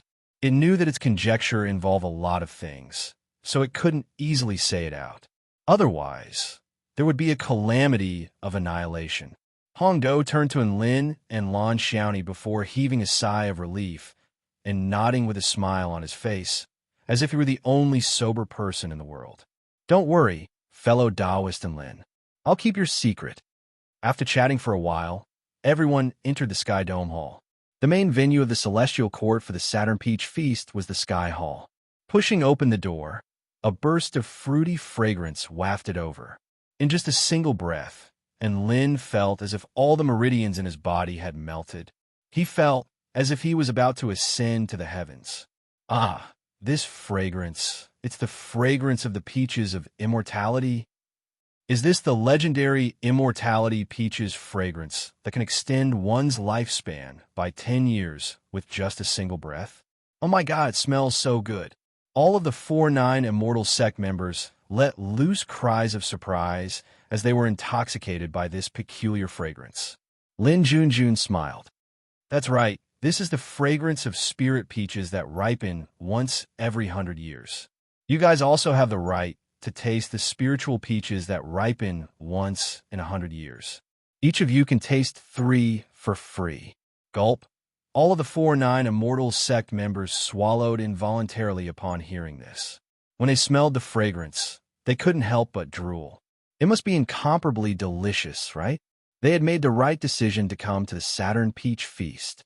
Inside the main hall, immortal chi lingered, multicolored light bursts of auspicious chi, and there were all kinds of immortal spirit beasts circling in the sky, looking beautiful and dreamy.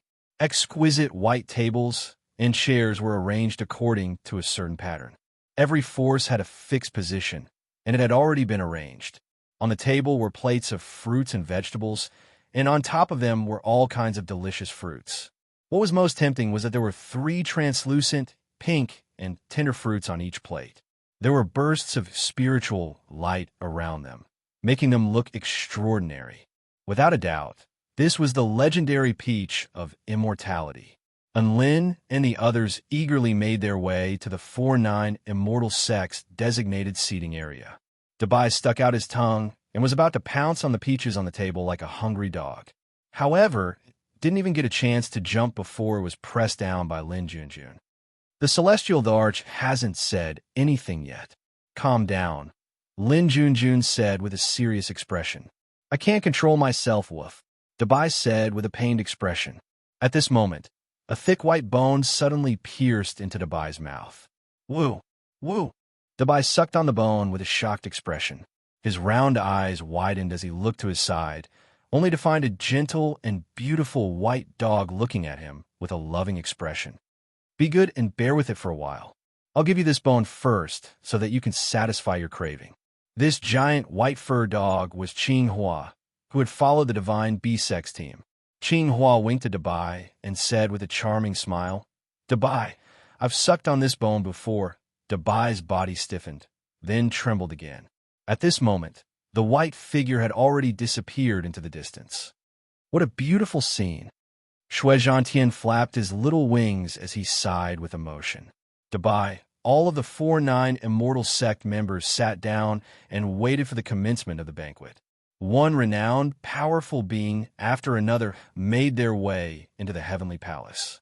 And Lin swore that this was the first time he had ever seen so many powerful beings at the same time. Any random peach they threw could strike a return to void stage mighty figure. And if they were lucky, they could even strike a Dao integration stage super mighty figure. It was rumored that 12 Dao integration stage mighty figures would also be attending the Heavenly Peach Banquet. Including the 5 emperors of the Heavenly Court, there would be a total of 17 Dao integration stage super mighty figures participating in the Heavenly Peach Banquet. And Lin also saw a particularly terrifying woman.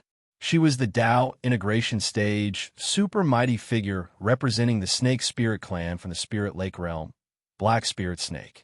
That's right, when Black Spirit Snake stepped into the Heavenly Palace with the Snake Spirit clan cultivators, she had glared at Lin, and the hostility and killing intent in her eyes could not be faked. Lin instantly panicked. He was even more panicked than when he was being targeted by Lu Mingxian. One had to realize that no matter how powerful Lu Mingxian was, he would still be wary of Lan Xiaoni or the Celestial Court.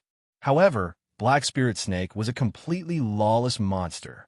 She had Nuwa as her backer, so who could stop her if she wanted to do something? Cold sweat began to pour down Lin's forehead at the thought of his history with Black Spirit Snake. Why did the Celestial Arch invite her? Why didn't he invite the adorable White Spirit Snake instead? He looked around at the Snake Spirit clan cultivators to find no trace of White Spirit Snake. All right, his biggest trump card was gone, and he was in even more danger now. All of the Dao integration stage mighty figures gradually arrived. Black Spirit Snake of the Snake Spirit clan, Yufeiyu of the Spirit Fish clan, Guyu of the Heavenly Turtle tribe, Lu Mingxian of the Heavenly Sword sect, Zhu Shuza of the Vermilion Bird sect, Xin Yuanluan of the 10,000 Spirits Immortal sect, Kuei of the Mythological Beast sect, Mazthamarapta Bodhisattva of the Buddhist kingdom, Windwalker of the Hall of Creation, Emperor Boluan of the Stone tribe, Holy Angel Michael of the Garden of Eden, and Patriarch Shun Tong of the Spring Divine Tree Realm. The 12 Dao integration stage super mighty figures were undoubtedly the most dazzling beings present. The one who received the most attention after the 12 Dao integration stage super mighty figures was not a return to void stage mighty figure. Instead, it was a soul formation stage cultivator. That's right, he was none other than our little war god, Lin. Lin had been in too much headlines recently, and all of the representatives who had never seen him in person turned toward Lin to appraise this legendary prodigy with curiosity in their eyes. To be honest, Lin was quite nervous being stared at by so many mighty figures. He was so nervous that his white robe fluttered in the absence of any wind, making him appear even more graceful and graceful. Look, Xiaolan, I'm quite popular. So many representatives are looking at me, Lin said with a hint of elation in his voice. Su Xiaolan rolled her eyes. Don't be so smug. It's not a good thing to be too famous. Lin was perplexed. What do you mean? Su Xiaolan analyzed with a serious expression. Everyone knows that you're bad *SS, and they know what you look like. No matter how bad *SS you do in the future, they'll think it's only natural. In other words, you won't even be able to flex in the future. Lin was astonished. He didn't think that Su Xiaolan would be so well-versed in this. Not long after that, the gates of the Heavenly Palace slowly closed. The 5 emperors of the Celestial Court stood up, and divine light bathed their bodies, making them appear even more holy and transcendent. The celestial Darch, Emperor Zhui, Emperor Chang Sheng, Emperor Qing Hua, and Emperor Tian Huang all chanted a secret text to the heavens at the same time. This was an extremely solemn moment. Not a single living being dared to cause any ruckus at this moment. For some reason, they felt as if doing something out of line would be a violation of the laws of the heavens. And Lin was also listening silently, but he couldn't understand a single word. However, the sound of their chanting was extremely soothing. After listening for a while in bewilderment, a sentence that he could understand finally popped out. I hereby announce the official commencement of the Heavenly Peach Banquet of the Celestial Court. Chapter 1278. This was probably the most unique speech that Lin had ever heard. Everyone was completely dumbstruck as they listened to something that they couldn't understand. Then, he suddenly announced that the Heavenly Peach Banquet had commenced. Beautiful music instantly enshrouded the entire palace. The celestial maidens of the celestial court began to play a beautiful tune, and the 7 celestial maidens immediately changed their outfits and danced in a delightful manner. Dabai clapped his paws and cheered loudly. He was so entranced by the beautiful music and dance that he forgot to eat the heavenly peaches. And Lin was also looking at the dancing celestial maidens with a wide smile on his face. He had seen the 7 celestial maidens bicker, had seen them fight over delicious food, and had seen them devour their food, but this was the first time he had seen them dance in such a serious manner. It had to be said, they really were quite beautiful to dance with. Even though there were 7 of them dancing at the same time, they were dancing in perfect harmony, as if they had come out of painting. The tassels spun, the stars swayed, and the vines swayed. Many living beings were intoxicated by the dance of the 7 celestial maidens, and they wanted to dance with them. Of course, there were also some foodies who had begun to dig into the heavenly peaches. A series of cries of contentment erupted. Delicious! My God, it's so delicious! Who would have thought that such delicious spirit fruits could exist in this world? Why, it's so delicious! Many of the living beings couldn't stop after taking a bite of the heavenly peaches. And Lin turned to look at Holy Lord Noodle with a curious expression.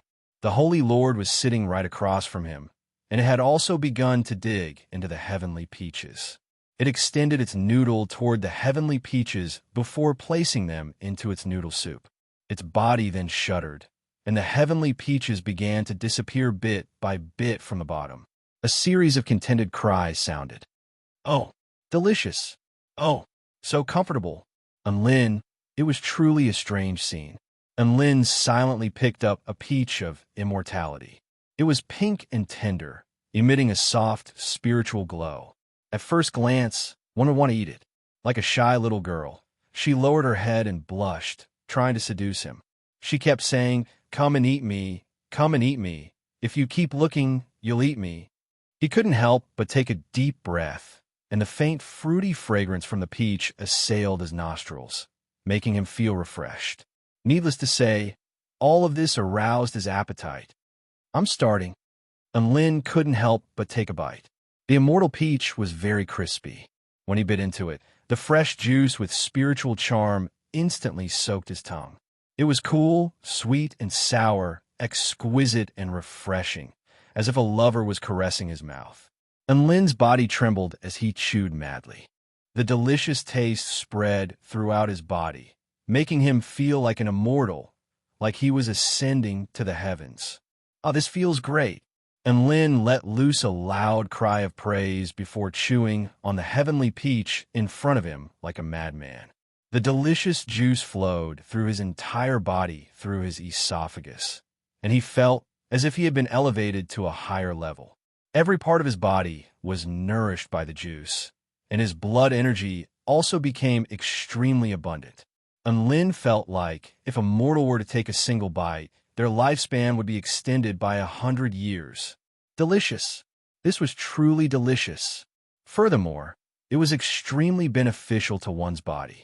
All of the 4-9 Immortal Sect members also began to eat, and all of them exclaimed in amazement. They were clearly also enjoying the heavenly peaches. Tina was the happiest among them all. She was quite small, and the heavenly peaches in front of her were even larger than her. How could she not be ecstatic to be able to eat 3 heavenly peaches of this size? Dabai had also transformed into Mini Bai, and he continued to chew on the heavenly peaches like a madman. Even though he was consuming the same amount of energy, he was enjoying the heavenly peaches even more. Was there anything more enjoyable in this world than eating heavenly peaches while listening to the heavenly music and enjoying the beautiful dance of the 7 celestial maidens? Yi Ling was also munching on her heavenly peach. This fruit seemed to be a lot more delicious than the spirit fruits that Lin had fed her in the past, and she was enjoying herself immensely. She hesitated momentarily upon seeing that Lin had quickly finished all 3 heavenly peaches, and she extended a delicate hand before handing one of the heavenly peaches to Lin. "Master, little Ling can't eat this much." Lin faltered slightly upon hearing this, and he turned to look at the heavenly peach in Yi Ling's hand. He then turned to look at the heavenly peach in Yi Ling's hand, and a smile appeared on his face. Kong Rong was giving him peaches, and now Yi Ling was giving him peaches.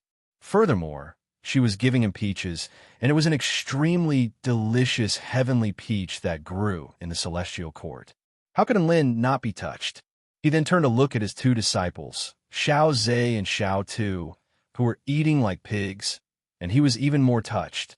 And Lin rubbed Yi Ling's head with a warm smile. "Little Ling, I'm already full, so you should eat now." "Oh." Yi Ling didn't doubt his words, and she continued to eat with relish. Not long after that, crack boom, vital energy suddenly began to surge around them.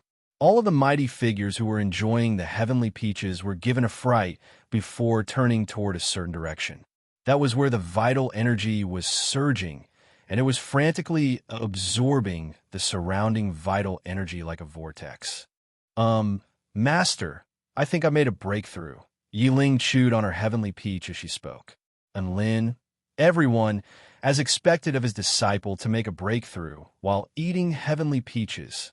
This method of making a breakthrough is even more bad *SS than him doing push-ups. And Lin was extremely elated. All of the 4-9 immortal sect cultivators were speechless. Where the F*CK did this freak come from? She had reached the 4th stage Tao body from eating heavenly peaches at the age of 7. Who's that little girl? Her aptitude is quite good. She's also quite beautiful. I can imagine that she's going to become a beautiful celestial maiden in a dozen or so years. She seems to be sect leader and Lin's disciple. Is her name Yi Ling or something? All of the mighty figures discussed spiritedly among themselves. Yi Ling had become the center of attention at this moment. No matter how arrogant she was, she couldn't help but blush from being scrutinized by so many people, and her face was even more flushed than the heavenly peaches as she silently hung her head. Yi Ling had set a new record for being the youngest person to be scrutinized by so many mighty figures at once. One had to realize that there were over a dozen Tao integration stage super mighty figures and several hundred return to void stage mighty figures present. This was the pinnacle of Yi Ling's life. However, this was only a minor interlude in the heavenly peach banquet. All of the mighty figures soon turned their attention to the music, dance, and heavenly peaches. After the 7 celestial maidens finished their dance, the god of lightning and goddess of lightning also took the stage to perform their lightning dance. The music instantly kicked into high gear. Countless bolts of lightning flashed as lightning snakes surged through the air. The god of lightning and goddess of lightning began to dance rhythmically to the music, performing a few difficult movements from time to time. Cries of surprise erupted from the spectators as the atmosphere reached a new high. The celestial arch stood up with a buoyant smile. The first event of the Heavenly Peach Banquet has concluded. Now let's begin the second event of the Heavenly Peach Banquet, the battle for the Heavenly Peaches. Chapter 1279. Heavenly Peaches? All of the mighty figures who were still not satisfied with the food instantly turned their attention to the celestial arch. There was an indescribable sense of yearning in his eyes, as if to say, "I'm going to get the heavenly peaches." And Lin turned toward Lin Junjun, who was standing nearby, and grumbled internally, "Geez, Why didn't you tell me in advance that there was going to be a Heavenly Peach event? I cooked so many delicious dishes for her for nothing." A faint smile appeared on the celestial Thearch's face as he flipped a hand over, upon which a massive black cube appeared before him. The cube was as tall as a grown man, and it was completely inky black with a glossy surface. Bursts of profound energy fluctuations emanated from it, making everyone feel as if they were facing a massive primordial beast. And Lin felt like this cube was at least a pinnacle immortal tool. The celestial Thearch stroked the black cube. "This is the divine tool of our celestial court, the Tao Observation Universal Sky. It is an extremely rare spatial Tao Observation divine tool." Cries of surprise erupted from all of the spectators upon hearing this. Divine tools were extremely valuable, and this black cube was a divine tool that was related to spatial Tao observation. This meant that cultivating within the divine tool would be able to deepen one's observation of Tao. Just this characteristic alone was enough to elevate the value of this divine tool to a whole new level. The celestial Thearch continued, "Our second event is the battle for the Heavenly Peaches." Where are the Heavenly Peaches? The Heavenly Peaches are within the celestial court's divine tool, the Tao Observation Universal Sky. Everyone immediately speculated that they were going to enter the divine tool to fight for the Heavenly Peaches. That's right, you can enter the divine tool to fight for the Heavenly Peaches.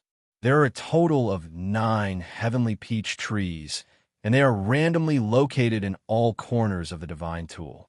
The Heavenly Peaches will belong to whoever manages to get their hands on one of them. All of the Tao integration stage, super mighty figures' eyes instantly lit up as soon as the celestial Thearch's voice fell. "Sorry, but everyone here is a piece of trash. I'm going to take all of the Heavenly Peach trees. Who could defeat a Tao integration stage, super mighty figure in a fight? All of the spirit nurturing stage and soul formation stage, cultivators instantly became dejected. There were a bunch of Tao integration stage, super mighty figures, and a bunch of return to void stage, super mighty figures. Haha, don't be too happy or sad too early. I haven't finished explaining the rules of the event yet." The celestial Thearch chortled with glee. Everyone was startled when they heard this.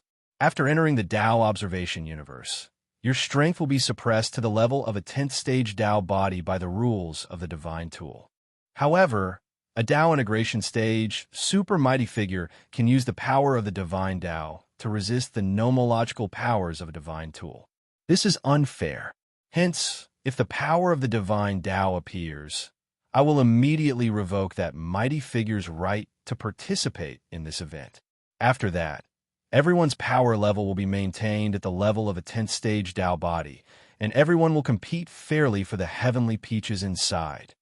Hearing the celestial Thearch's words, most of the cultivators became excited. This was what a fair match should be like. "That's not fair at all." Yiling pouted her little lips. This was a helpless protest from the youngest and weakest participant of the Heavenly Peach Banquet. Her cultivation base was only at the 4th stage Tao body, so she didn't need to suppress it anymore. And Lin was quite amused by Yiling's aggrieved expression, and he couldn't help but pinch Yiling's cheek. "Ouch, ouch, ouch. Master." Yiling put on a pitiable expression and put on an unhappy expression, making one want to comfort her. And Lin pulled out a spirit fruit from his storage ring and stuffed it into Yiling's mouth. "Be a good girl and eat more fruits. That way, you'll grow taller and taller." Yiling, comforting her, was too troublesome, so Lin decided to take the offensive. The battle for the Heavenly Peaches was about to commence, and everyone was already itching for a go. The celestial Thearch continued, "There are a total of 100 large powers participating in the Heavenly Peach Banquet in the Celestial Court. The largest power has 30 people, while the smallest power has 8 people. Hence, each power can only send 8 members to participate in this event. You can choose your members now. Choose 8 participants."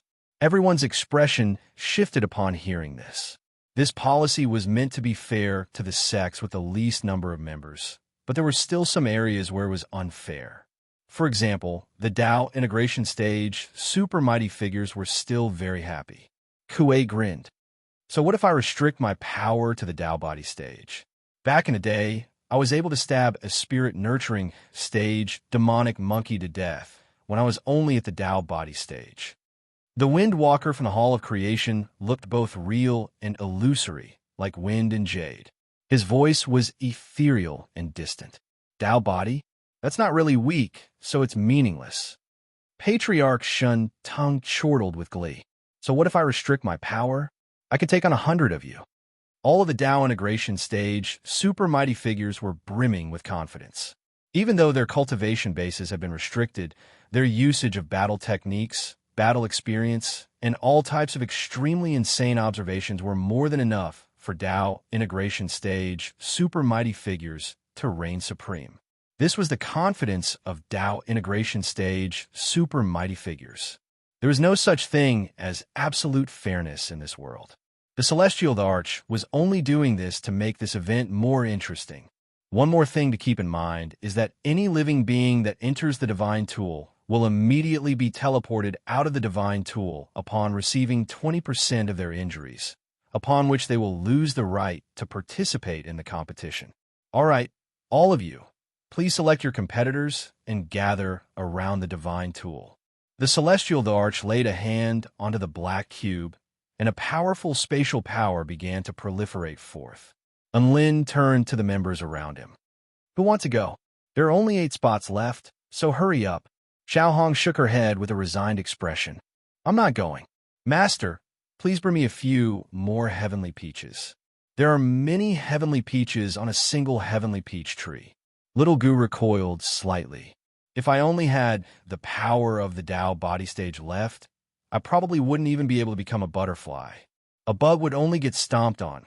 Little Na raised her hands high into the air. I'll go. I'll go. Dabai was also very excited.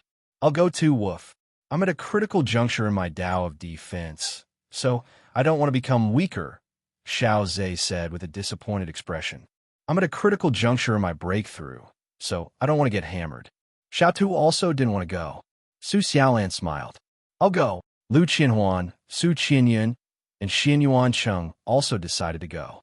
There's only 1 spot left. Hurry up. And Lin said to the 4-9 Immortal Sect members.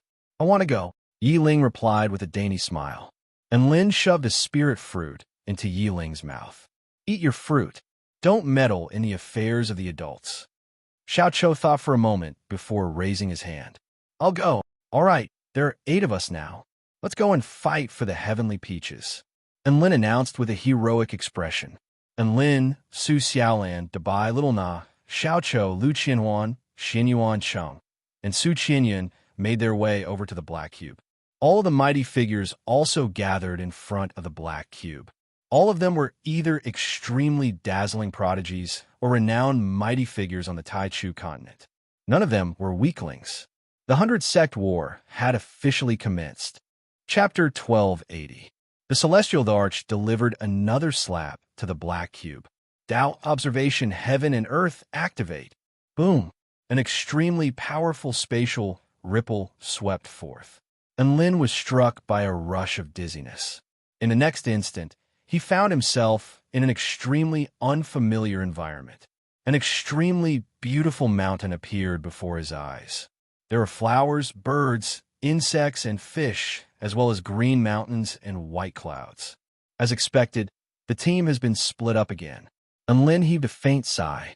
Almost all spatial teleportations would separate everyone to different places.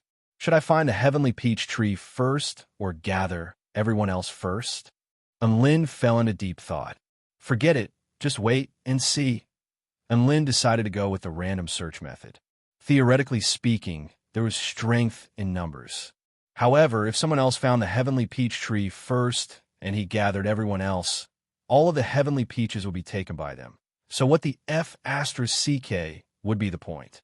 He moved around to find that his power had been severely restricted. 10th stage Tao body.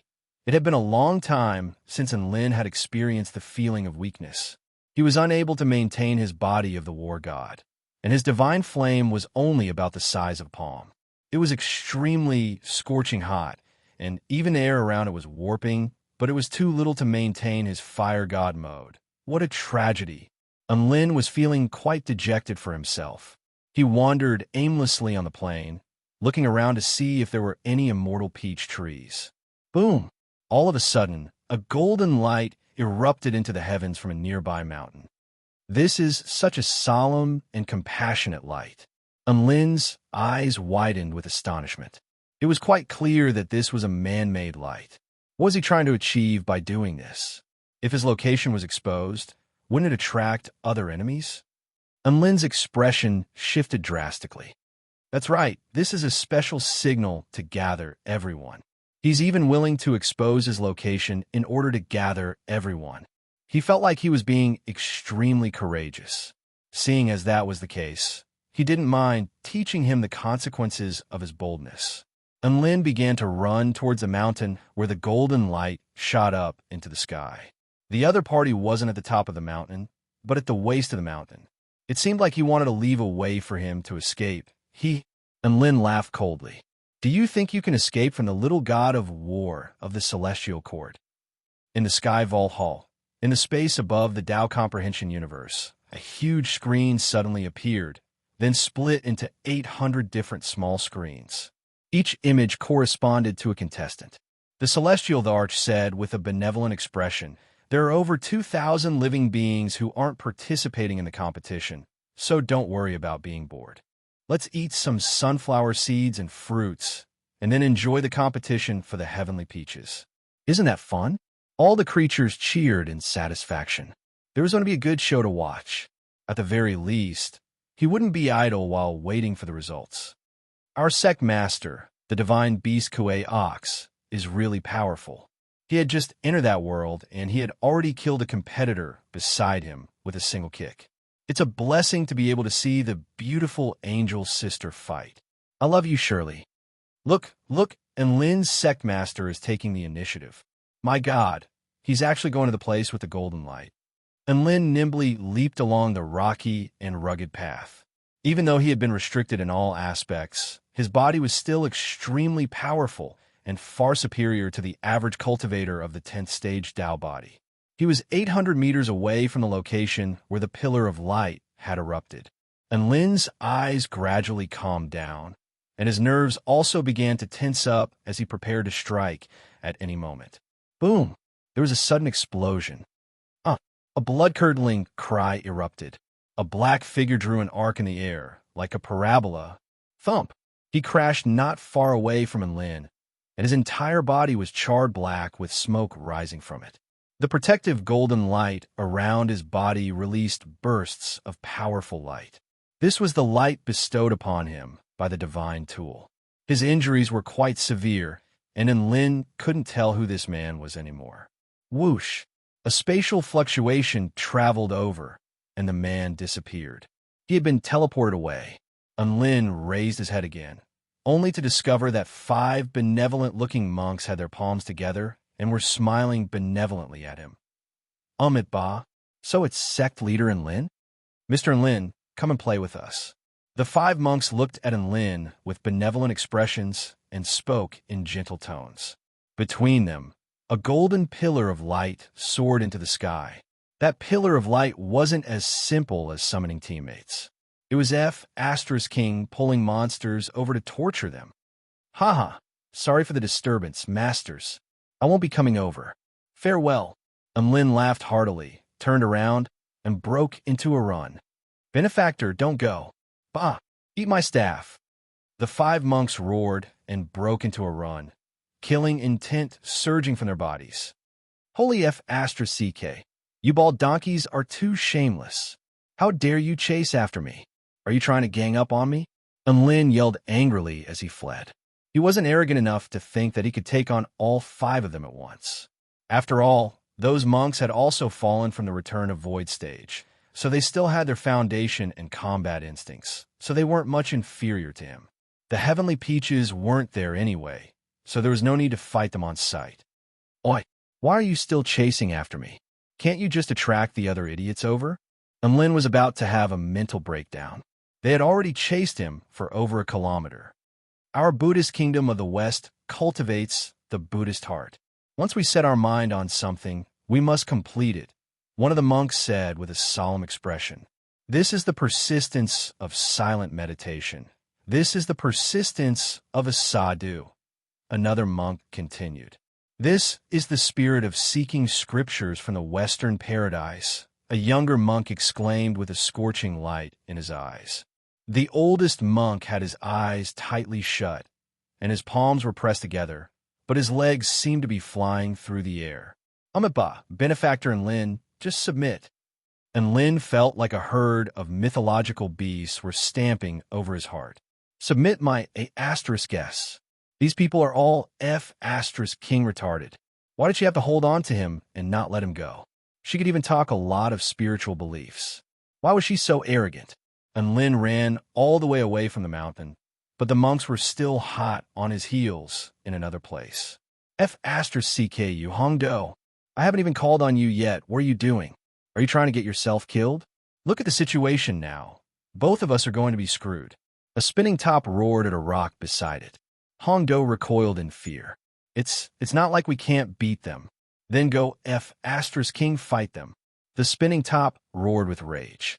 Behind them, a two-headed dragon over 100 feet in size roared as it pounced toward them, unleashing scorching waves of flames from its mouth.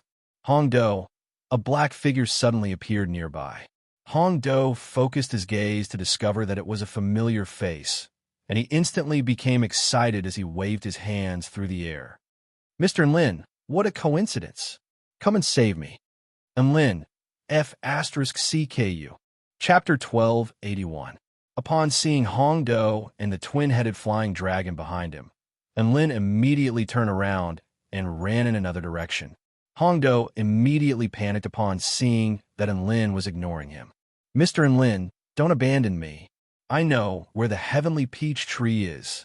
This twin-headed dragon is the guardian of the heavenly peach tree. Boom! The spinning top immediately flared up with rage after sending Hong Do flying with a kick. F***ck your mother.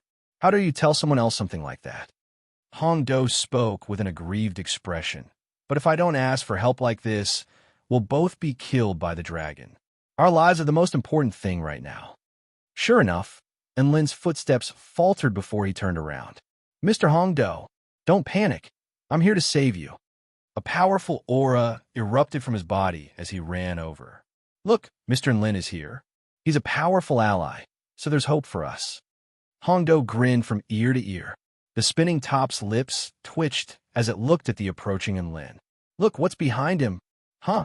What is it? Hong Do's body shuddered upon seeing this. Holy F***ck. 5 monks. What the F***ck? Run.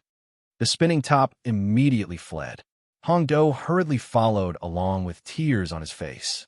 He had thought that being chased by a twin-headed dragon was scary enough, but who would have thought that Enlin would be chased by 5 monks? Enlin, don't come any closer. Hong Do yelled after discovering that Enlin was still following him. Mr. Hong Do, didn't you want me to save you? How am I supposed to save you? Enlin was perplexed. Hong Do's chest constricted upon hearing this. I don't need you to save me. No, you do. Enlin replied with a firm expression.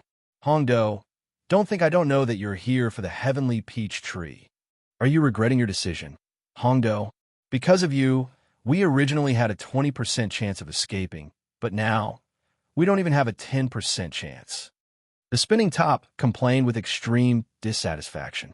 Hong Do was also extremely remorseful. How did things end up like this? There's one last way. Let's split up. That way, at least one of us can survive, the spinning top said. Split up? That's a good idea. Hong Do's eyes lit up with excitement. I'll run this way. You run that way. After saying that, the spinning top ran in the other direction. Just like that, the two of them split up and fled. At the same time, the spinning top snickered inwardly. As long as they split up, the two-headed dragon would undoubtedly choose to chase after Hong Do. This was because Hong Do was the first person to attack the two-headed flying dragon. Who else would they chase if not it? It's better for me to die than for a fellow Taoist. Hong Do, I'll continue to work hard with you. Huh. The spinning top was very happy. Then it realized that there was a two-headed flying dragon chasing after it. Spinning top, why? Why are you chasing me? The spinning top roared with grief and indignation. The two-headed flying dragon didn't say anything. However, its two eyes shone with scorching excitement. It was like a dog staring at a frisbee or a cat staring at an infrared. The spinning top was especially tempting to it. It really wanted it. The spinning top seemed to have understood something, and it was on the verge of a mental breakdown. This was truly fate messing with it. On the other side, Hongdo was extremely touched as he looked toward the spinning top. Brother, I'll definitely work hard with you. The spinning top said that at least one of them could survive if they split up, and it was right. Hongdo finally escaped from the vicious dragon's pursuit. At this moment, a voice suddenly sounded from behind him. Brother Hongdo, wait for me. Hongdo turned around and instantly broke down. Who the F***CK is your brother? F***CK off. F***CK off. Can't you see that I don't need your help anymore? This person was none other than Enlin. Behind him were 5 monks with benevolent smiles on their faces. All of them exuded extremely powerful energy fluctuations as they chased after Hongdo. No, you do, Enlin replied firmly. Hongdo, it looked like he was wrong about at least one of them surviving. At the very least, Hongdo felt like it was over for him to be chased by 5 powerful monks. Hongdo cursed himself. Why did he have to provoke an unreasonable mighty figure like Enlin? I beg of you, don't drag me down with you. Let me go, Hongdo pleaded. Brother Hongdo, how about we team up and kill the 5 monks behind us? Enlin suggested. I won't say anything about others, but you should know how powerful I am. Hongdo's fleeing figure faltered slightly. I'm only at the soul formation stage, but I can already beat up return to void stage mighty figures. What do you think my power is at the 10th stage Tao body?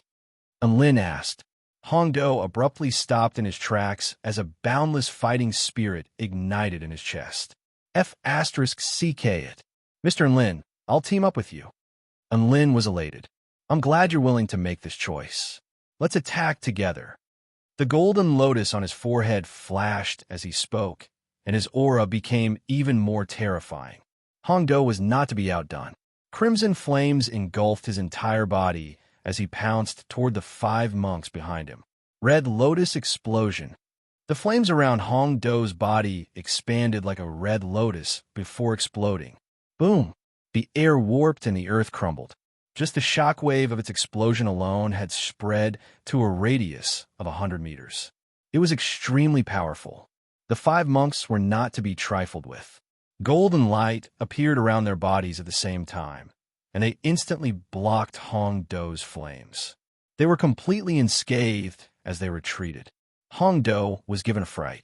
These monks were even more powerful than he had imagined. Dragon, binding rope, finger divine ability, golden Buddha's seal.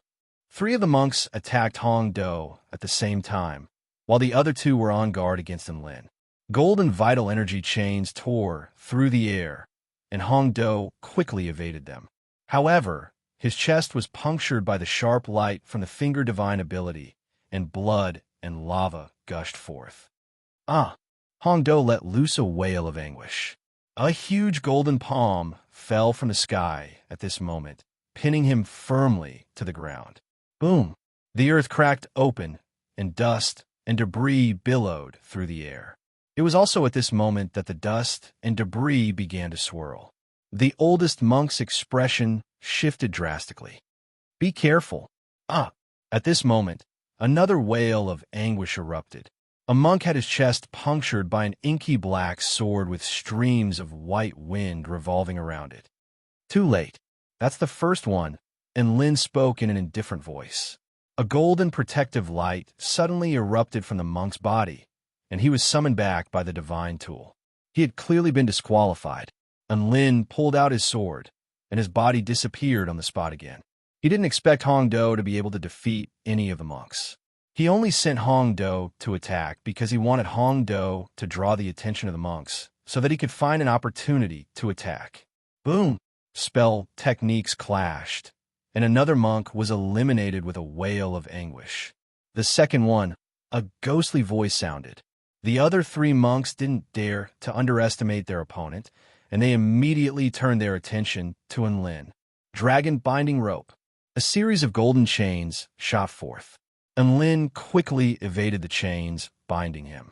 His movement techniques were extremely agile. He had used the wind sword twice in a row, and his vital energy was almost depleted. He didn't dare to continue using this technique. He was only at the 10th stage Tao body now, so he couldn't use much vital energy. The 6 strikes of the war god was simply too much for him. Golden Wind Buddha's Seal. 1,000 collapsing fist. The attacks of the 3 monks began to relentlessly rain down. Enlin was suddenly surrounded by perils, and he almost couldn't find an opportunity to attack. Chapter 1282. Enlin used his mountain quaking fist to take on the old monk's 1,000 collapsing fist. Golden energy exploded, sending both sides stumbling back in retreat. The old monk began to recover, but Enlin was still being pursued by the remaining 2 monks. It was quite clear that if things continued like this, Enlin would definitely be the first to fall. If it weren't for the fact that I can't use talismans, pills, or puppets in this divine tool space, why would I be afraid of you? Enlin gritted his teeth as he looked around at his surroundings before running toward the small lake nearby. Don't even think about running. Benefactor, don't run. The monks gave chase without any hesitation. Everyone imbued vital energy beneath their feet as they sprinted over the lake. However, Enlin suddenly turned around at this moment and spread open his arms slightly toward the 3 monks chasing after him. A black halo of light appeared at the bottom of the lake, and an extremely powerful gravitational force swept toward them. Abyssal gravity. Boom, boom, boom. Water splashed everywhere. The 3 monks were caught off guard and were all dragged into the water. You want to use gravity to hold us back? Break through. The monks were just about to struggle free from their restraints. At this moment, ice had already formed beneath Enlin's feet, and the surface of the lake began to churn violently with the 3 monks at the center. The power of extreme frost transformed the churning water into countless blades of ice. That's right, Enlin had come here as he could unleash his Ean-type cultivation method's derivative technique, Extreme Frost Vortex, to perfection at the bottom of the water. There was no end to the blades of ice. The monks finally couldn't hold on any longer, and a series of anguished wails erupted. A golden light flashed, and the 3 monks were teleported out of the lake. Enlin's body swayed slightly as he panted heavily. Seeking scriptures from the Western Paradise? Tui, I'll send you to the Western Paradise right now. He chuckled coldly before making his way out of the lake with the attitude of a victor. He had achieved 5 kills. Within the heavenly palace, all the 4-9 immortal sect members erupted into raucous cheers. As expected of sect leader Enlin. That's awesome. Master's plan of diverting the trouble to the east and inviting the enemy to walk into the trap. It's a brilliant counterattack. Master really is the best. Not only were the 4-9 immortal sect cultivators drawn to this battle, but even the cultivators from all of the other powers were also paying attention to this battle, and they couldn't help but exclaim in admiration. Clearly, Enlin's 1 versus 5 battle was very admirable. However, the monks of the Western Paradise shook their heads in disappointment. Now that 5 experts had been eliminated, their chances of finding the peach tree of immortality had dropped significantly. Enlin walked forward until he reached a crater in the shape of a giant palm print. A stone man was lying in the pit, climbing up with great difficulty. Hongdo's skin was extremely thick and coarse. Even after taking a few of the monk's attacks, the golden protective barrier around Hongdo's body remained intact. This was quite surprising. Enlin, Hongdo was just about to lash out in rage. You did very well, Hongdo. I also managed to defeat all 5 enemies. Our teamwork was superb. Enlin offered words of praise as he pulled Hongdo out of the crater with a warm smile on his face. Hongdo choked on his words. Superb teamwork. He looked at Enlin and listened to his words.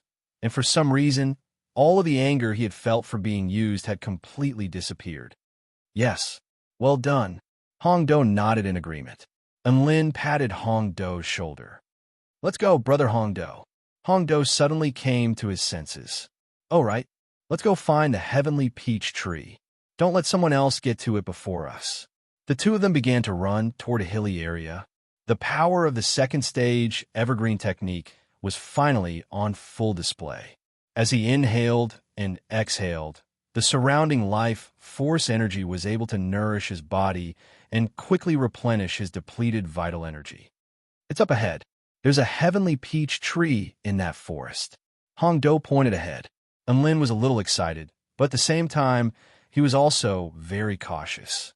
A white light flashed through his eyes, and he discovered that something was amiss. "There's a spell formation up ahead and an ambush nearby," and Lin spoke with a solemn expression. Hong Do's heart jolted with shock, and he immediately surveyed his surroundings nervously, but he didn't discover anything amiss. "There really is an ambush? How come I don't see anything?" Hong Do asked. "You can't even detect the spell formation set up by the enemy, so of course you wouldn't know." And Lin smiled and said, "However, the spell formation is very ordinary. It might have been set up by a soul formation stage living being." A faint blush appeared on Hong Do's face. At this moment, the sound of energy clashing erupted from nearby. "There's a battle up ahead," and Lin's expression shifted. "It's coming from the direction of the heavenly peach tree," Hong Do replied with excitement. Upon hearing this, and Lin immediately charged toward that location. "Hey, didn't you say there was a spell formation lying in ambush?" Hong Do cautioned in an urgent voice. However, his voice had only just fallen when Lin flicked a finger into the air, upon which the spell formation instantly crumbled like a fragile bubble. Hong Do drew a sharp intake of breath before hurriedly following along. Boom, boom, boom. Waves of flames erupted from the forest, incinerating all of the surrounding vegetation. A series of deafening dragon roars erupted, as well as a series of blood-curdling cries. And Lin's interest was immediately piqued upon seeing this. "Isn't that the double-headed dragon from before? It's back already after eating the spinning top?" "My spinning top, brother." Hong Do's expression was filled with sorrow and sorrow. "There are two other groups. One of them is from the Great Tang Imperial family of the Baihua state. 2 of their 5 have already perished, so there are 3 left.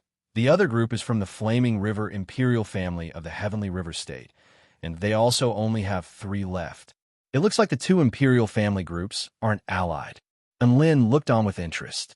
The spell formation had most likely been set up by those 2 Imperial family members. They were fighting over the Heavenly Peach Tree, but the double-headed dragon had returned, thereby plunging them into a chaotic battle. "Mr. and Lin, this is a great opportunity for us to spectate from the sidelines and reap the benefits of the battle." "Oh ho ho!" Hong Do was very excited, and he had a sly smile on his face. "Reap the benefits, my ****. Can't you see that they're about to reach the heavenly peach tree? If we delay any longer, the heavenly peaches are going to be gone. We have to fight for the heavenly peaches now." And Lin slapped Hong Do's head with a disgruntled expression. He really didn't know if this rock golem had a brain in his head. Hong Do scratched his head with a gloomy expression. He wanted to retort, but he didn't know what to say. Within the chaotic battle between the 3 parties, there was a large tree beside a small mountain, upon which there were many tender and juicy heavenly peaches. Spiritual light shimmered around the fruits, making them appear even more alluring and precious. "Ha ha! The heavenly peach tree belongs to the Great Tang Imperial family now." A handsome man in a lavish robe rushed toward the heavenly peach tree with his other 2 companions opening a path for him with all their might. "Be careful, Prince Yen Luo. There are other enemies approaching," a female general yelled. The lavishly robed man didn't turn around upon hearing this. Instead, he accelerated toward the heavenly peach tree. It had to be said that this was the correct decision. However, his opponent was far faster than him, and Yin Luo was struck by an excruciating pain from his chest. Immediately afterward, a black sword pierced through his body. Rip. Chapter 1283. Yin Luo couldn't help but throw up a mouthful of blood. He turned around with great difficulty, only to discover a man in a flowing white robe smiling at him. If you had chosen to run away, you could have continued to participate in the event. And Lin smiled. A wry smile appeared on Yin Luo's face. If I knew it was you, I would have chosen to run away. A golden protective light appeared around his body. And Lin ignored Yin Luo and charged toward the heavenly peach tree. Roar! The double-headed dragon roared from behind him. Immediately afterward, a scorching aura erupted from behind him, threatening to melt his body. The double-headed dragon guarding the heavenly peach tree had attacked him. What the hell is Hongdo doing? Didn't I tell him to hold off the double-headed dragon? And Lin grumbled in his heart. There was a long ravine in the forest nearby. At the end of the ravine was a stone golem that was panting heavily. It was lying on a pile of charred black rubble and sighing with emotion. Mr. Lin, I did my best. In reality, it had been insta-killed by the double-headed dragon. Scorching dragon flames swept toward him, but Lin was not powerful enough to ignore dragon flames of this caliber, so he immediately unleashed his evading turtle technique. A dazzling green light flashed, and a thin turtle shell appeared on its body. Its vital energy was running low, and even its turtle shell was not as thick and green as before. Thankfully, its defenses were still top-notch. Boom! The dragon flames fell, reducing the forest within a radius of over 100 meters to ashes. However, the turtle shell remained standing, and Lin had blocked the double-headed dragon's attack. At this moment, the other cultivators took advantage of this opportunity to quickly approach the heavenly peach tree. Hurry! And Lin is trapped by the double-headed dragon. This is our last chance. Chun Fong, MOBU, you two hold off the Great Tang Imperial Family cultivators. A gorgeous woman in a red robe let loose a loud cry before stomping her foot into the ground. A burst of flames erupted beneath her feet, and an enormous force propelled her through the air toward the heavenly peach tree. She was so fast that the other cultivators were unable to hold her back. She passed by Lin and became the person closest to the immortality peach tree. Eat dirt from me, Yimeng. The peach tree of immortality is mine. The red-robed woman laughed sweetly. She was determined to get the peach tree of immortality. Then, she suddenly felt a strong sense of diarrhea and a river of sadness. Pooh! Wah! The back of Yin Meng's head exploded as tears gushed out of her eyes. She actually rolled down from the sky and onto the ground.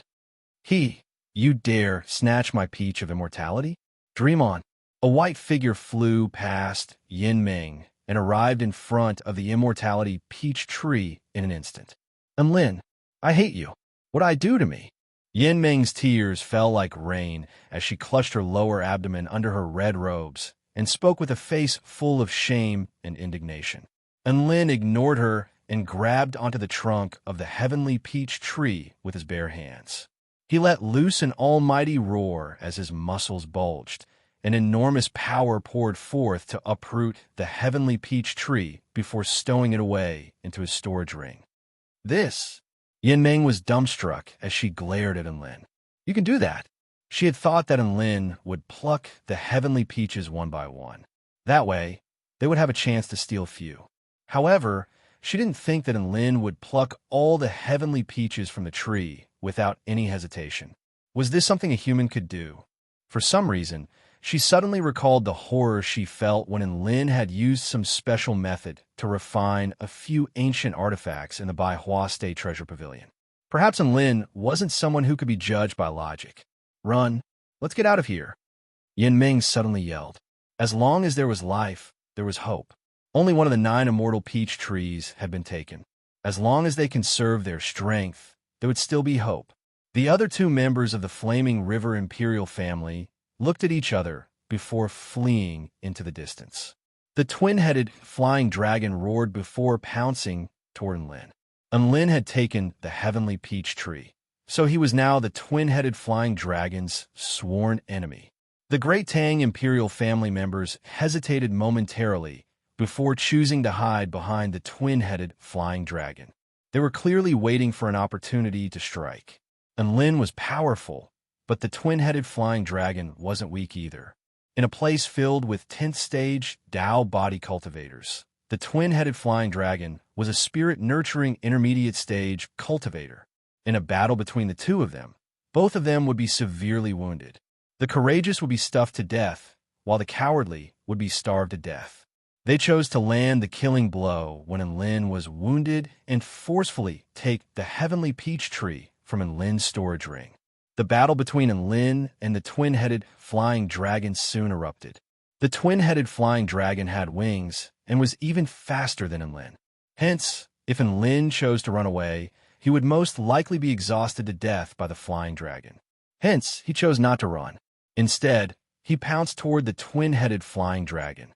He had already taken the heavenly peach tree, so he had nothing to fear now. This was the perfect time to test just how powerful he was. "Eat my fist." Enlin activated his Earth Lotus Supreme skill to its fullest extent, and the boundless power of the earth enshrouded his fist as a golden light radiated forth. Before he knew it, another divine flame had appeared on his fist, and his aura soared explosively once again. The twin-headed flying dragon blasted flames toward Enlin again, and the flames were so scorching hot that they could melt even spirit-nurturing stage spirit beasts. Divine Flame Mountain Quaking Fist. Enlin was unfazed as he unleashed his fist. The golden fist was imbued with divine flame, and it clashed violently with the dragon's breath. Scorching flames exploded in the instant of the collision, and waves of flames swept forth in all directions. Then, under the two-headed flying dragon's horrified gaze, the divine fire opened the way, and the golden fist tore through its breath and smashed into its chest. Bam! Its chest, which was covered in dragon scales, was punctured by the golden fist, and the divine flame flowed along the wound before spreading all over the twin-headed dragon's body. Howl! The twin-headed dragon wailed in anguish and struggled as the divine flame burned its gargantuan body with reckless abandon. Boom! The earth tremored violently. The twin-headed dragon fell to the ground, and its entire body was charred black. It was completely dead.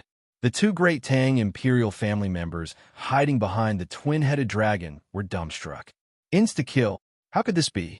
The twin-headed flying dragon was a spirit-nurturing intermediate stage spirit beast, and they were looking forward to a fierce battle between it and Enlin, only to be insta-killed by a single F*King strike.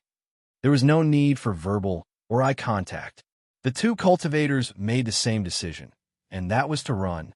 They didn't think that they would be able to defeat the twin-headed dragon even if they combined their powers. But Enlin had insta-killed the twin-headed dragon with a single punch. Was there even a chance of victory? There was no chance of victory. However, just as the two of them were fleeing in panic, the earth suddenly bulged up before them, forming a huge wall that blocked their path of escape. A rock golem stood on the wall with his arms crossed over his chest, and his figure was tall and majestic. "You want to run? Ask your master Hongdo for permission first." Chapter 1284. Hongdo's sudden appearance gave the two great Tang Imperial family members a fright.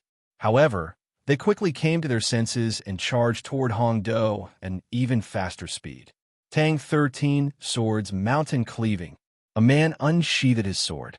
The sword radiance was like a rainbow, resplendent and dazzling.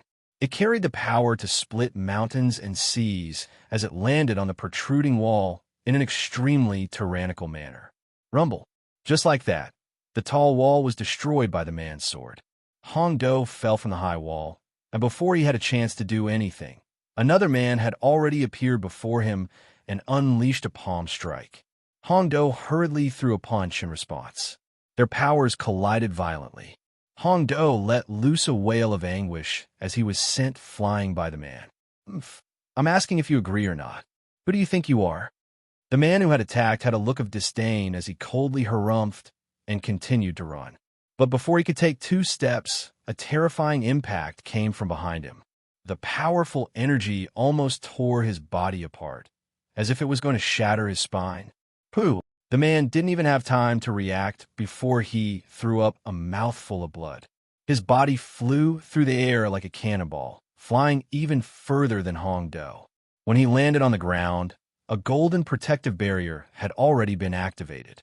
Is it worth being so proud to send a piece of meat flying? An extremely indifferent voice sounded. It was none other than Lin. With Hong Do buying him some time, he was able to easily catch up to the two of them. After attacking, he did not stop and continued to chase after the sword-wielding man. The air around Lin's body was slightly distorted. Like a Koan Pung, the surrounding air was not a hindrance. Instead, it was an aid to his movements, allowing him to speed up. The Koan Pung divine beast Koan Pung travel. A few seconds later, Lin arrived behind the sword-wielding man. The man knew that he couldn't escape, so he turned around and fought to the death. The sword in his hand created white ripples in the void as it stabbed towards Lin at lightning speed. Bang! The long sword had stabbed into an extremely hard object, and its momentum was forcibly stopped. The man's pupils shrank. He had stabbed Lin's palm, and Lin used his palm to block the slash. Even if this person is of the 10th stage Dao body, his defenses are still this terrifying? This was a disparity in strength that made people despair.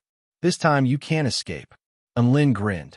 He gripped the tip of the sword tightly in his hand and threw a mountain-quaking fist at the man's face. Rumble.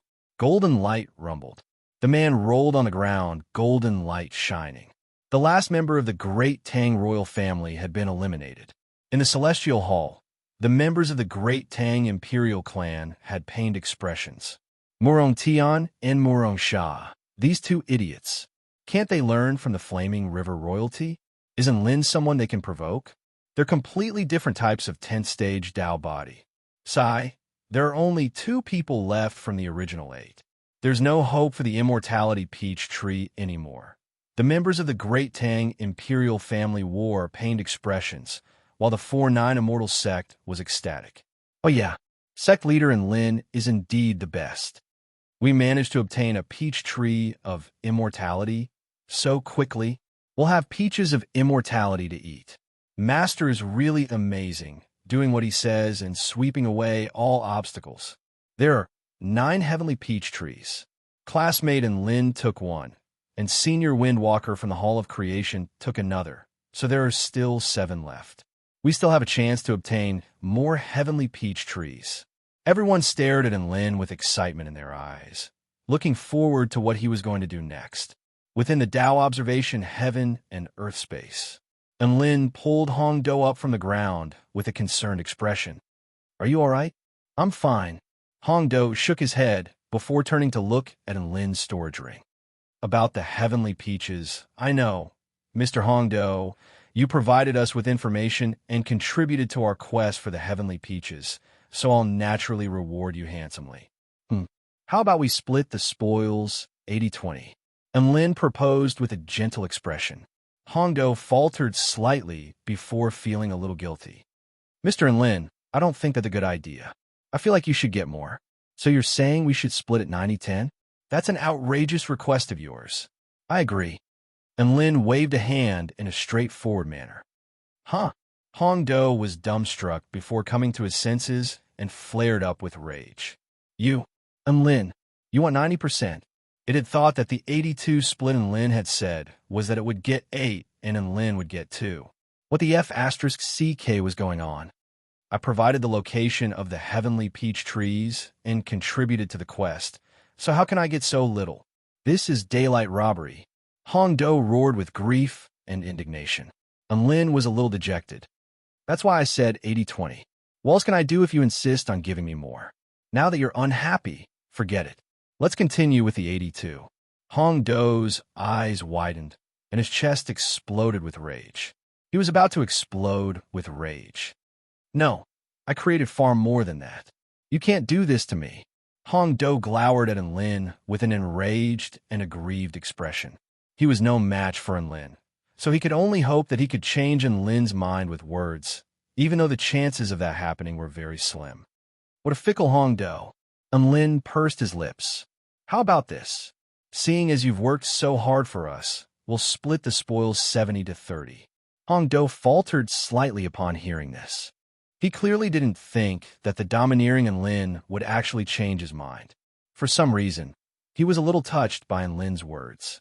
Enlin brought out the heavenly peach tree, upon which all of the heavenly peaches on the tree glowed with a rosy, alluring light.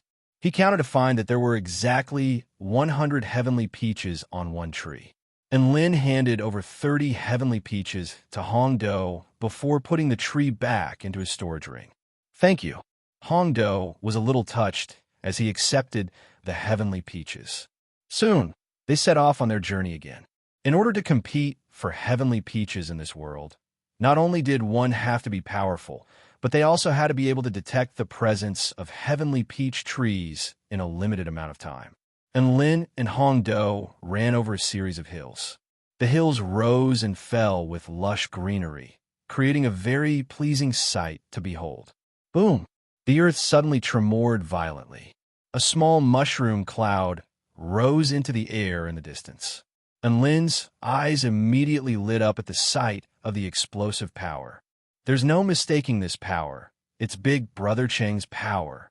Enlin was extremely excited. He had located his teammate for the first time, and he immediately rushed toward that direction.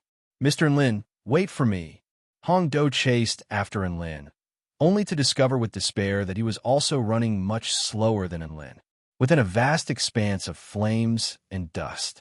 Xianyuan Cheng was panting heavily with blood all over his body. Before him, two handsome white-winged men were already lying on the ground with golden protective light flashing incessantly around their bodies. However, there were still two powerful light-wing clan cultivators flying in the sky nearby, glaring at Xianyuan Cheng with enmity in their eyes. Xianyuan Cheng, give up. You have nowhere to run. Tell me where the other two disappeared to on the white snow mountain. Shirley pointed her sword at Xianyuan Cheng. You won't be able to find them with me here. Xianyuan Cheng drew his sword, a determined expression on his face. If that's the case, then you can go now. A six-winged light-wing clan male was expressionless, and his aura suddenly changed.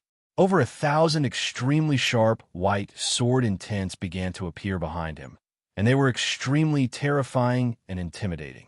He was Holy Angel Michael of the Garden of Eden, a Tao integration stage, super mighty figure. You won't be able to hurt Big Brother Cheng with me here. A man sprinted toward them from the distance, and his voice erupted throughout heaven and earth. Chapter 1285. Xianyuan Cheng's handsome face was filled with astonishment upon hearing this. He turned his head and saw an extremely familiar man running towards him. Enlin, why are you here? Xianyuan Cheng's voice trembled slightly. He then immediately exclaimed, Run? They're very powerful. We have to conserve our strength. Run? The word run doesn't exist in my dictionary. Enlin's lips curled up into a smile. F***CK them all up. Shirley's eyes lit up at the sight of Enlin charging toward her, and she couldn't help but greet, Hey Enlin, we meet again. Enlin also saw the beautiful angel flying in the air, and he said, Seeing as we're friends, you should leave now. I can forget about what happened to Big Brother Cheng. Seeing as we're friends? The heavenly peaches are the most important thing right now. Dazzling light erupted from Shirley's wings, and she spread out her slender arms to form an encirclement. A white halo of light instantly expanded for over 300 meters, enshrouding both Enlin and Xianyuan Cheng within it. Holy Light Cage.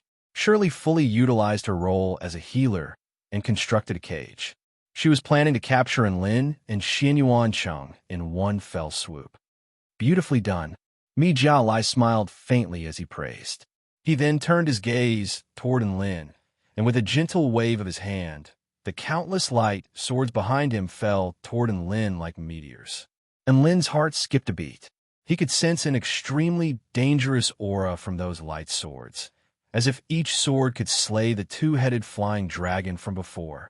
He unleashed his evading turtle technique without any hesitation. Boom, boom, boom.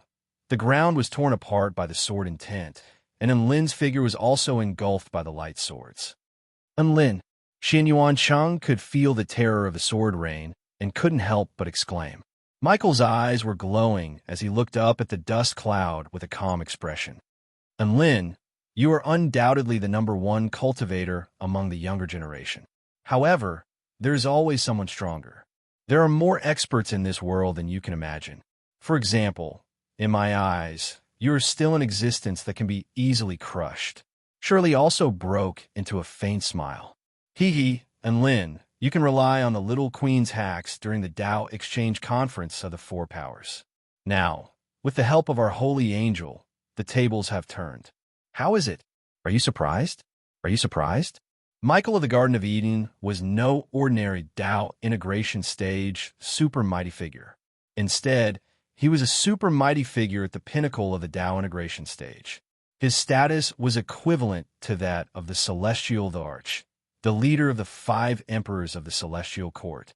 In terms of strength, among the 12 Tao integration stage cultivators who had entered the Tao enlightenment heaven, they were among the most powerful. So what if his strength was restricted to the 10th stage Tao body? Killing opponents above his rank was a piece of cake for him. Many mighty figures in the Heavenly Palace were also paying close attention to Michael's battle. Even the 4-9 Immortal Sect cultivators were getting quite nervous. The dust settled, and in Lin's figure gradually appeared. What they didn't expect was that what they saw wasn't a protective golden light, but a green light of evading tortoise. Countless cracks appeared on the semi-transparent turtle shell, but it did not break. And Lin had blocked Michael's attack with his own power. He blocked it. Mi Jiaolai's expression changed slightly as a look of surprise appeared on his face. Easily crushed? You've crushed my turtle shell. And Lin harumphed coldly before drawing his evil-slaying sword and slashing it toward Michael. A black crescent sword projection soared into the sky. Michael flapped his 6 wings and evaded in Lin's sword strike with an extremely agile movement technique. Big Brother Chung, can you still fight? And Lin asked as wings of wind appeared on his back. I can. Xin Yuan Chung took a deep breath, and a dazzling light burst forth from the bronze immortal sword in his hand as his myriad spirit Tai Chi sword intent began to proliferate outward. Very good. Then let's eliminate the top dog of the Garden of Eden. And Lin's aura soared explosively as he spread his wings and rose into the sky. He was about to face the most powerful being in this space, so he couldn't afford to be complacent. 6 strikes of the war god, Wind Sword. Streams of wind revolved around the evil-slaying sword, and its speed soared explosively. Shirley was just about to unleash a control spell technique when she lost sight of Lin in that instant. So fast, her expression shifted drastically. In the next instant, a sense of extreme peril welled up in her heart. The black sword blade tore through the air, leaving a lethal trajectory in its wake. By the time Shirley realized what was happening, it was already too late for her to evade this attack. Bang! A violent collision sound rang out. A figure had appeared before her and blocked the evil-slaying sword's attack with a light sword in his hand. Master Michael. Shirley stared at the man's back with reverence on her face. And Lin's 6 strikes of the war god had been blocked by the holy light sword materialized by Michael. Your swordsmanship isn't bad, Michael praised. Before Lin had a chance to unleash another attack, golden rings suddenly appeared around Michael's wrists. Holy ring binding strike. The holy angel said in an indifferent voice. An extremely pure, holy light burst forth from the golden rings. 2 projections of golden rings appeared in the sky and one on the ground, and they rotated in the opposite direction as a vast holy light erupted between them. Boundless binding power instantly sealed off every part of Lin's body. Wherever the divine light was, everything would be bound by the gods. This is the binding technique that the holy angel used to imprison the true demon tribe. It is as if a god has descended upon the world to subdue all demons. Who would have thought that holy angel Michael would still be able to unleash this technique at the 10th stage Tao body? A hint of excitement and reverence appeared in Shirley's eyes upon seeing this. Michael was handsome and powerful. Which Lightwing Clan girl didn't like him? I can only unleash less than 1/10,000th of the power of the holy ring binding strike with my current body, but it's enough to kill all living beings below the soul formation stage. Michael spoke with extreme confidence. Under the suppression of the holy light, Lin's entire body was compressed by a boundless power, and he was unable to even move a single step. He was like a lamb waiting to be slaughtered. Lin, you've lost. Michael wielded his light sword and charged toward Lin, who was bound in midair. All of a sudden, he turned around and used a defensive move. Boom! A violent explosion erupted, and shockwaves swept through the air for over a kilometer. Destructive energy soared into the sky, tearing apart the two golden rings. The holy ring binding strike could bind enemies within the rings, but it had no effect on enemies outside of the rings. This gave Xianyuan Cheng ample time to prepare. The explosion was extremely powerful and almost exhausted all of Xianyuan Cheng's power. The energy shattered the rings with unstoppable force before engulfing Lin and Michael. Lin seized this opportunity. Xianyuan Cheng roared. Although this explosion didn't differentiate between friend and foe, he knew that no one was more tanky than Lin among all of the 10th stage Dao body cultivators. Sure enough, a black shadow tore through the flames of the explosion and instantly appeared before Shirley before stabbing into her chest. Kill the healer first. Splat! How merciless! A bitter smile appeared on Shirley's face as blood trickled down the corner of her lips. Lin's lips also curled up into a smile. Get out of here and watch my performance. Watch how I defeat Michael. He withdrew his sword, and blood splattered through the air. A golden protective light enshrouded Shirley's entire body, and the power of space surged forth, causing her body to disappear from this world. Lin turned toward the man enshrouded in holy light with a smile. One left. Chapter 1286. They had taken care of Shirley first in order to prevent her from pulling any underhanded tricks. For example, like Brother Chung, a sudden bomb could also be the key to turning the tide of the battle. Now that Michael was the only one left, they could focus on their enemies. Michael's expression didn't change much at the sight of Shirley's elimination. As long as he was still here, the Lightwing clan still had a chance of obtaining the Heavenly Peaches. I admit, I did underestimate you. It's a little unfair to you, but I'm going to use my Holy Spirit body against you. The 6 wings on Michael's back were fully extended, from which a dazzling holy light radiated. Each and every feather glowed with a pure white light. A burst of holy music began to sound, as if it were a divine being leading the mortals to heaven. At that moment, it was as if he were the most holy being in this world. Boom! Michael's aura began to climb, and he had broken through the Tao body stage and entered an extremely mystical state. Boy, that's a little too much. You're using hacks. And Lin instinctively retreated with a nervous expression. The Holy Spirit body was an extremely rare natural Tao body within the Lightwing clan. Once this power was fully activated, it would be able to unleash the Holy Spirit power, which was different from vital energy. Michael had initially only wanted to do it casually, but after meeting Lin, he wanted to do it seriously. Using the power of the Holy Spirit body, the Holy Spirit power and vital energy was not a simple 1+1.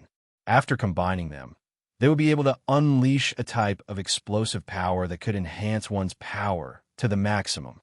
And Lin could sense Michael's aura becoming more and more terrifying. Not just spirit-nurturing stage living beings, he could even put up a fight against soul formation stage super mighty figures. Michael was most likely going to be the most powerful enemy he had encountered on this trip. Within the Heavenly Palace, all the Lightwing clan living beings were getting excited. Holy Angel Michael is using the power of the Holy Spirit body. I'm so excited. One of the beautiful Lightwing clan female cultivators yelled with excitement. No matter how powerful Lin is, there's no way he can defend against the Holy Angel's attack. This time, we've finally gotten rid of a strong competitor. Even other Tao integration stage super mighty figures wouldn't be a match for Holy Angel Michael in his current state. Even the male Lightwing clan cultivators were extremely excited to see this, and they began to discuss spiritedly among themselves. The battle between Enlin and Michael had attracted the attention of almost half of the mighty figures present. Almost no mighty figure thought that Enlin would be able to defeat Michael in his current state. All of the emperors of the Celestial Court also had their attention focused on Enlin. However, all of them had different perspectives. All of them were looking at Enlin with anticipation in their eyes, wondering how Enlin would be able to defeat Michael. Emperor Chang Sheng, how about we make a bet on who will win this battle, Enlin or Michael? The Celestial Arch narrowed his eyes as he spoke. Emperor Chang Sheng, of an emperor I'd emperor out, emperor god. I have a Michael of the least. I emperor Michael of Pebi of to me. The Celestial Arch. Michael is so powerful. And you're betting on Enlin to win? Heh, I'm not an idiot. Enlin has done many surprising things in the past. The more surprises there are, the more it becomes inevitable. Emperor Chang Sheng seemed to have seen through something. The Celestial Arch was extremely frustrated. He had wanted to take this opportunity to earn a few heavenly peaches. There's no point in betting on who wins. Let's bet on how long it takes for Enlin to defeat Michael. Emperor Zui suddenly interjected, I bet 500-year heavenly peaches that he can finish the battle in 10 minutes. Emperor Zui had been pummeled by Enlin before, so he was very confident in Enlin's combat prowess. The Celestial Arch thought about it for a moment before replying, I bet he can't do it. Michael was a super mighty figure who was comparable in power to him, so he had to save some face for himself. At this moment, within the Tao observation space. You know how to use swords, so I'll play with you. Michael spoke in a cold voice, as if he were an emotionless god. A light sword had already appeared in his hand. Rip! The sharp sound of air being torn apart erupted. A sonic boom erupted behind him as he charged toward Enlin at an extremely terrifying speed. The light sword in his hand slashed out a pure and extremely powerful sword strike. There was no need for any fancy sword moves. It was just a simple fusion of Saint's spiritual energy and Yuan Qi, and a simple sword slash was formed. The hair on Enlin's body stood on end as an inky black sword intent burst forth. He unleashed his endless night technique to its fullest extent, and the sword strike was like the descent of night, engulfing all the light around it. In the next second, holy light tore through the darkness. Michael's light sword clashed with the evil slaying sword, and the screeching sound of swords reverberated through the air. Enlin felt as if the holy light sword intent was surging toward him like a tsunami, and the web between his thumb and index finger was instantly torn open as his body was knocked flying into the ground. Boom! Half of a small hill was flattened by Enlin.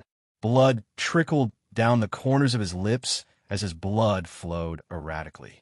The power of his body of the war god had been restricted, and his current defenses were unable to withstand Michael's attacks. Enlin was definitely on the back foot in his first clash with Michael.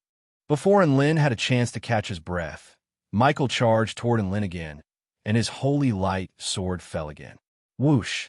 The holy light sword projection tore through the earth. A white figure was knocked flying again by the sword projection. Mi Jia Lai's white wings flapped, and it continued its pursuit. All of a sudden, his expression shifted, and he immediately changed his flight path. A series of golden balls suddenly appeared in his original flight path before exploding violently. Boom, boom, boom. Energy exploded as gale-force winds swept through the air. This was a chain of explosions that made one's flesh crawl. Michael heaved a light sigh of relief. Thank God he had evaded in time. Otherwise, he really would have been struck. He turned his gaze to look at the other handsome man who was as handsome as him. To be able to secretly set up a spell formation in the air in advance. I have to say, you really are an explosive prodigy. Michael praised. Enlin was astonished. What? Explosive prodigy? Xin Yuan Cheng corrected him with an enraged expression. I'm not an explosive prodigy, and this isn't an explosive prodigy. This is a manifestation of the myriad spirit Tai Chi Tao of Yang. Oh, Mi Jialai nodded disapprovingly. It was obvious that he didn't believe her. Xin Yuan Cheng, and Lin was finally able to catch his breath thanks to Xin Yuan Cheng's delay. Just as he was hesitating about whether or not to use that technique, an extremely powerful pillar of light pierced through the air toward Michael. Michael's reaction was extremely fast, and he evaded the attack range of the pillar of light with an extremely ghostly movement technique. Holy F***CK. This angel of judgment, Kyle, is so cunning. He evaded my final spark. An extremely pleasant voice sounded. Holy Angel Michael. Who is Angel of Judgment, Kyle? Chapter 12, 87. And Lynn didn't even need to look to know who they were. Sure enough, a young female sorcerer with a slender figure and a six-feathered staff and a pinkish-blue sailor outfit appeared nearby, with excitement flashing in her purple eyes. Don't panic, armored dragon turtle. I'm here to save you. Lu Qianhuan greeted them with a wide grin. And Lin faltered for a few seconds before coming to his senses and flared up with rage. F***CKU, armored dragon turtle. I'm the limitless sword sage. Holy Angel Michael's brows furrowed slightly. How could he not understand what these cultivators were saying? However, it didn't matter if he didn't understand. He could just kill them all. Holy light surged. A circular sword projection over 100 meters in length swept toward Lu Qianhuan at an extremely fast speed. Lu Qianhuan hurriedly raised her staff to defend herself, and the sword projection clashed with the staff, upon which a sharp, screeching sound erupted. Boundless power and piercingly cold sword intent instantly swept forth, knocking her flying. Explosive freak, armored dragon turtle, what are you waiting for? Hurry up and protect the backline. Lu Qianhuan screamed, and Lin finally came to his senses before charging toward Michael with his evil-slaying sword in hand. Lu Qianhuan maintained her balance in midair, and she stomped her fair, well-proportioned legs into the ground to stabilize herself. At the same time, her six-feathered staff also unleashed a dozen or so energy balls that were powerful enough to warp the air before hurtling toward Michael at an extremely fast speed. Michael was just about to clash with Enlin and send Enlin flying again when the energy balls were already upon him. His brows furrowed as he unleashed a holy light barrier around his body, allowing the energy balls to explode around him. On the ground below, Xin Yuancheng also unleashed a few violent sword strikes. The relentless barrage of attacks was making Michael quite irritated. I can't waste any more time with you. Michael heaved a faint sigh as he slashed a circular arc through the air with his holy sword, upon which a white halo of light expanded. A white feather detached itself from one of his 6 wings and drifted toward the white halo of light. All of a sudden, an extremely scorching pillar of light tore through the air from the distance. Final spark. Lu Qianhuan unleashed a powerful attack at the feather. Her intuition told her that the feather was not simple. Michael had no choice but to unleash another sword strike, and this time, Lu Qianhuan's intermediate flash was sliced in half. Lu Qianhuan was right. That feather was indeed extraordinary. Seeing this, Enlin and Xin Yuan Cheng immediately attacked the feather. However, Michael wielded his holy sword and slashed out an impenetrable net of swords, blocking all 3 of their attacks.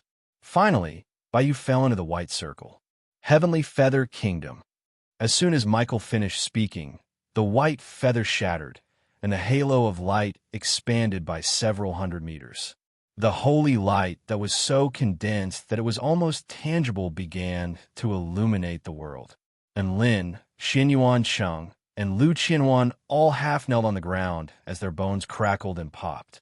The terrifying gravity made it impossible for the 3 of them to stand up. Yes, this was the suppression power of the kingdom of heaven. No one could escape this power. It's over. Michael swung his sword toward Lin, and holy light tore through all things, leaving a dazzling and unstoppable trajectory in the air. And Lin's expression darkened, and he decided to use his trump card, the origin energy of the netherworld. He couldn't use his fire god mode in this situation, so the origin energy of the netherworld was his most powerful trump card. However, if he were to use the origin energy of the netherworld, his cultivation base of the 10th-stage Tao body would definitely not be able to handle it, and it would result in very powerful side effects. The price he had to pay was that he would most likely be completely exhausted and unable to continue battling. In other words, this was a spell technique that would become useless as soon as it was used. It was no wonder that Lin was hesitating for so long. However, he had no other choice now. If he didn't use it now, Big Brother Chung and Lu Qianhuan would also be defeated here. The Holy Light's sword projection swept toward him with terrifying sharpness. A determined expression appeared on Lin's face, and he was just about to activate the power within his body when another scorching sword projection appeared in his field of vision before clashing with the Holy Light sword projection. Boom! An explosion of energy erupted. Lin was knocked flying for several dozen meters before tumbling to the ground, but his heart was filled with ecstasy. "Xiaolan," he blurted out. That's right. He was extremely familiar with this type of sword intent and holy flame power. It was Su Xiaolan. Mi Jiaolai turned to look at the prideful woman in the distance, and his expression changed again. "You're back." Ripples suddenly appeared in the air. Michael seemed to have detected something, and he immediately slashed his sword toward a certain spot in the air. A crisp collision sound rang out. A bright blue moonlight disk crashed into the Holy Light sword at an undetectable speed, upon which a dazzling, sharp, and frosty light erupted. "That's not a bad sneak attack, but you're dreaming if you think you can hurt me." Michael swung the moonlight disk through the air. A woman in a blue palatial dress with the appearance of a celestial maiden under the moon waved a hand, and the blue moonlight disk obediently returned to where she was standing, keeping a wary eye on the six-winged angel nearby. "Su Qianyun, you're here as well." And Lin was elated. His confidence was greatly boosted by the arrival of one powerful ally after another. "Classmate Lin, you're here as well." Su Qianyun heaved a sigh of relief with a smile. "Thank God you're here. Otherwise, classmate Xianyuan would have been in deep trouble." "How's the heavenly peach tree?" Xianyuan Chung asked in an urgent voice. "I killed 3 light wing clan beings and passed through the illusionary formation before finding it at the summit of the snow mountain." Su Xiaolan made an okay hand gesture with a smile. "What? You two also obtained a heavenly peach tree?" Lin's eyes widened with astonishment as he stared at the 2 women in the distance. "It's all thanks to Big Brother Chung fighting for an opportunity for us." Su Xiaolan sighed with emotion. In the sky above, Michael's expression completely darkened. Zhuo Luo and the others were eliminated? How is that possible? He knew that the 2 women in the distance were at the soul formation stage and returned to void initial stage, respectively. As for Zhuo Luo and the others, they were all returned to void stage mighty figures prior to entering this world. Regardless of whether it was in terms of battle awareness or spell techniques, none of them were inferior to these 2 women. How'd they lose? Michael couldn't figure this out. However, when he saw Su Qianyun's unfathomable halo of light, as well as Su Xiaolan's terrifying sword strike, he began to understand. The 2 women before him were far more powerful than their cultivation bases. Generally speaking, powerful beings who could battle above their cultivation bases would be able to unleash power beyond their cultivation bases after attaining the 10th stage Dao body. This was the case for Michael and Lin, Su Xiaolan, and Su Qianyun. Michael pressed a hand into the air, and the power of the Heavenly Feather Kingdom completely erupted. 3 resounding booms erupted, and in Lin, Lu Qianhuan, and Xianyuan Chung were all crushed into the ground. He then slashed his sword through the air, sending Su Xiaolan flying for over a kilometer before crashing into the cliff face of a tall mountain. In the next instant, he disappeared on the spot to evade the moonlight halo. Before Su Qianyun had a chance to come to her senses, a white figure appeared before her. He pointed a finger into the air, upon which a holy light flashed, and she threw up a mouthful of blood before collapsing to the ground, as if she had been struck in the stomach. Michael withdrew his finger expressionlessly. He had defeated 5 people in a row in the blink of an eye. "You're all very powerful, but to me, I can take on all 5 of you on my own, so that's more than enough." Chapter 1288. This was a very arrogant statement, but no one could refute it. Michael had displayed his power as a 10th stage Dao body cultivator, which was indeed terrifying to the point of despair. He truly lived up to his status as the leader of the Garden of Eden. Lu Qianhuan lay on the ground, panting heavily. It's over, it's over. Kyle, the angel of judgment, fought all 5 of us at once and annihilated all of us. Lux the sorceress, the explosive freak, the armored dragon turtle, the bright moon goddess, and the limitless sword sage. None of them were a match for him. Michael looked at the 5 people on the ground, and a holy voice reverberated through the air as a rainbow light converged upon his holy sword. He didn't say anything else as he slashed his sword toward Xianyuan Cheng, who was the closest to him. The light of the holy sword replaced the light of the sun and moon as it fell mercilessly. Xianyuan Cheng had just been sealed by the heavenly feather kingdom and was completely unable to stand. He could only look on helplessly as the attack fell upon him, but there was nothing he could do. However, at this critical moment, Fang Zhengji's expression changed. A familiar white figure appeared in front of him. Black mist revolved around his body, and his aura was so vast and terrifying that it struck fear into the hearts of onlookers. The figure wielded a black sword and slashed toward the holy light sword, upon which darkness replaced all light. It was as if night and day had fallen. The holy light sword was engulfed by the black sword projection. How could this be? Michael's blue pupils contracted slightly as an expression of shock appeared on his face. Enlin, Xianyuan Cheng smiled. The person standing before him was none other than Enlin, who had unleashed the origin energy of the netherworld. You forced my hand, Michael. I'm going to show you just how terrifying an enemy you think you can easily defeat is. Enlin flipped his sword lightly, and it was as if all the light between heaven and earth had been sucked into his sword. Roll over, armored dragon turtle. Lu Qianhuan saw hope and yelled in a loud voice. Enlin, what a powerful aura. A grave expression appeared on Michael's face. No matter how arrogant he was, he couldn't look down on this power. His cultivation base had already been restricted to the 10th stage Dao body, so he couldn't use over 99% of his spell techniques. There was no way such a low-level secret art could be used.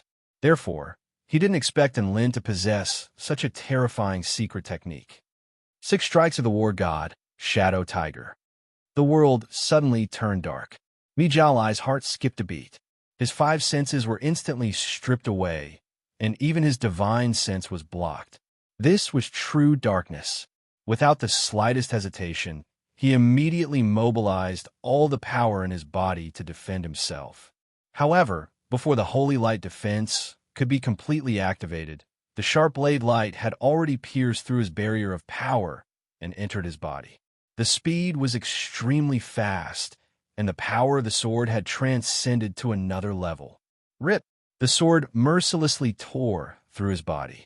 Light returned to the world. What appeared before everyone's eyes was the scene of the 6-winged holy angel falling to the ground. White feathers fluttered and blood splattered across the sky. The protective golden light was extremely dazzling. Wings of wind sprouted from Enlin's back, and he held the blood-stained, evil-slaying sword in his hand. Black energy revolved around his body, and he became the only person standing between heaven and earth, as if he were an invincible war god.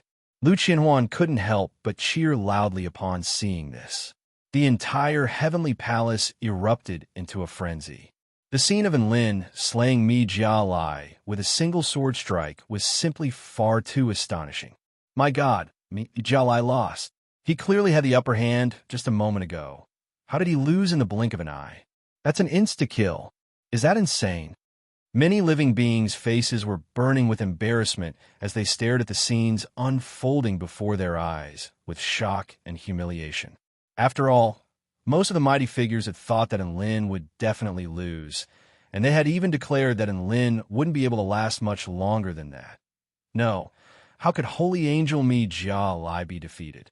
This is all fake. I must be dreaming.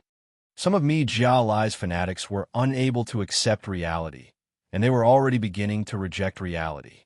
In particular, the Lightwing clan living beings were filled with incredulity. They had thought that they had the best chance of securing the heavenly peach trees. Who would have thought that they would be completely wiped out before even securing a single heavenly peach tree? And they had all fallen to the same power, the 4-9 immortal sect. Shirley stared blankly at the image on the screen, and Lynn's words from a few minutes ago were still ringing in her ears. Go and watch him defeat me, Jia Lai. Shirley was waiting for Lin to be knocked out of the match so that she could use this line to mock him. Who would have thought that Lin would actually win? She tucked a few strands of her golden hair behind her ear, and a wry smile appeared on her face as she heaved a faint sigh and shook her head. He really is unfathomable. Even holy angel me Jia Lai is no exception. In contrast, the 4-9 immortal sect was ecstatic. Ha! Master is the best of the best. Sect leader Lin's attack just then was so terrifying. Is that a technique that can be used by a Tao body stage cultivator? Master is so powerful. Even that Mi Jia Lai is no match for him. Yiling looked at the man on the screen with pride and yearning in her eyes. She had heard from her junior brother Xiao Zhe and Xiao Tu that Mi Jia Lai was comparable to the celestial arch of the kingdom of the 9 states. Who would have thought that her master would still be able to defeat him? The little girl was extremely impressed by this. On the celestial Thearcha's banquet table, Emperor Ziwei wore a wide smile on his face. Ziwei, hand over your heavenly peaches. The other 4 emperors all handed over their heavenly peaches with dejected expressions on their faces. How could Lin really be so powerful? He had killed Michael in less than 10 minutes and hadn't given them any face at all. Emperor Ziwei had almost blind faith in Lin's power, so he received 20 heavenly peaches. Aside from Lin, he was probably the happiest person present. Inside the universe of Tao comprehension, Xianyuan Cheng caught Lin in his arms as he fell from the sky.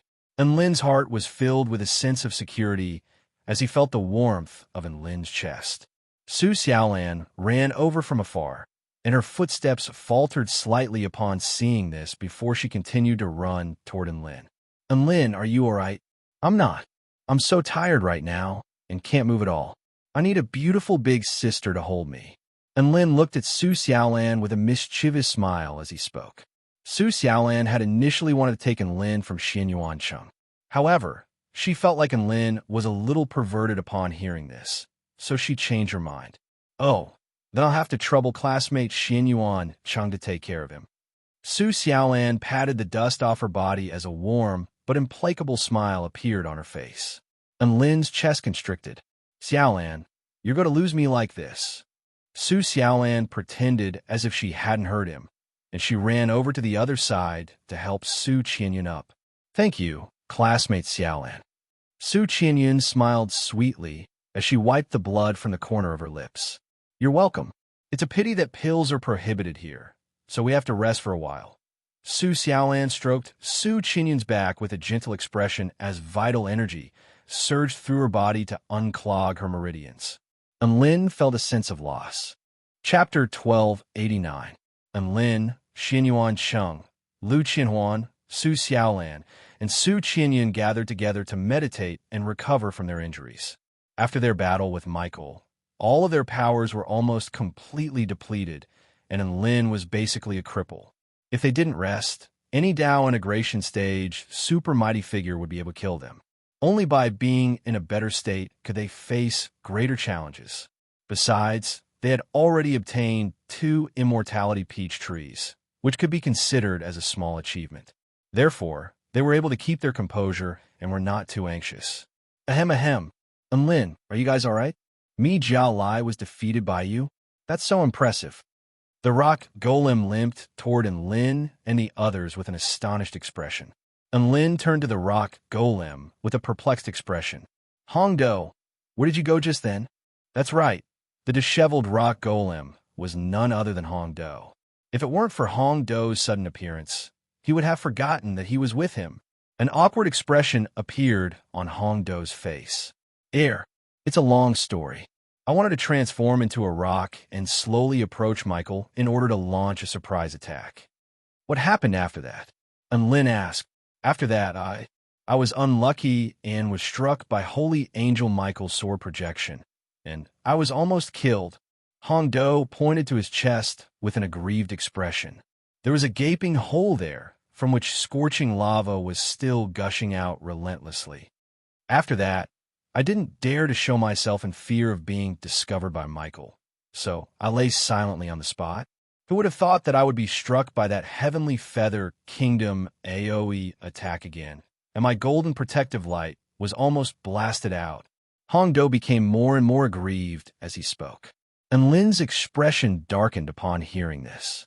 So you didn't do anything, and you just came here to get beaten up? Hongdo interlaced his fingers and thumbed them together with an aggrieved expression. I actually wanted to help you.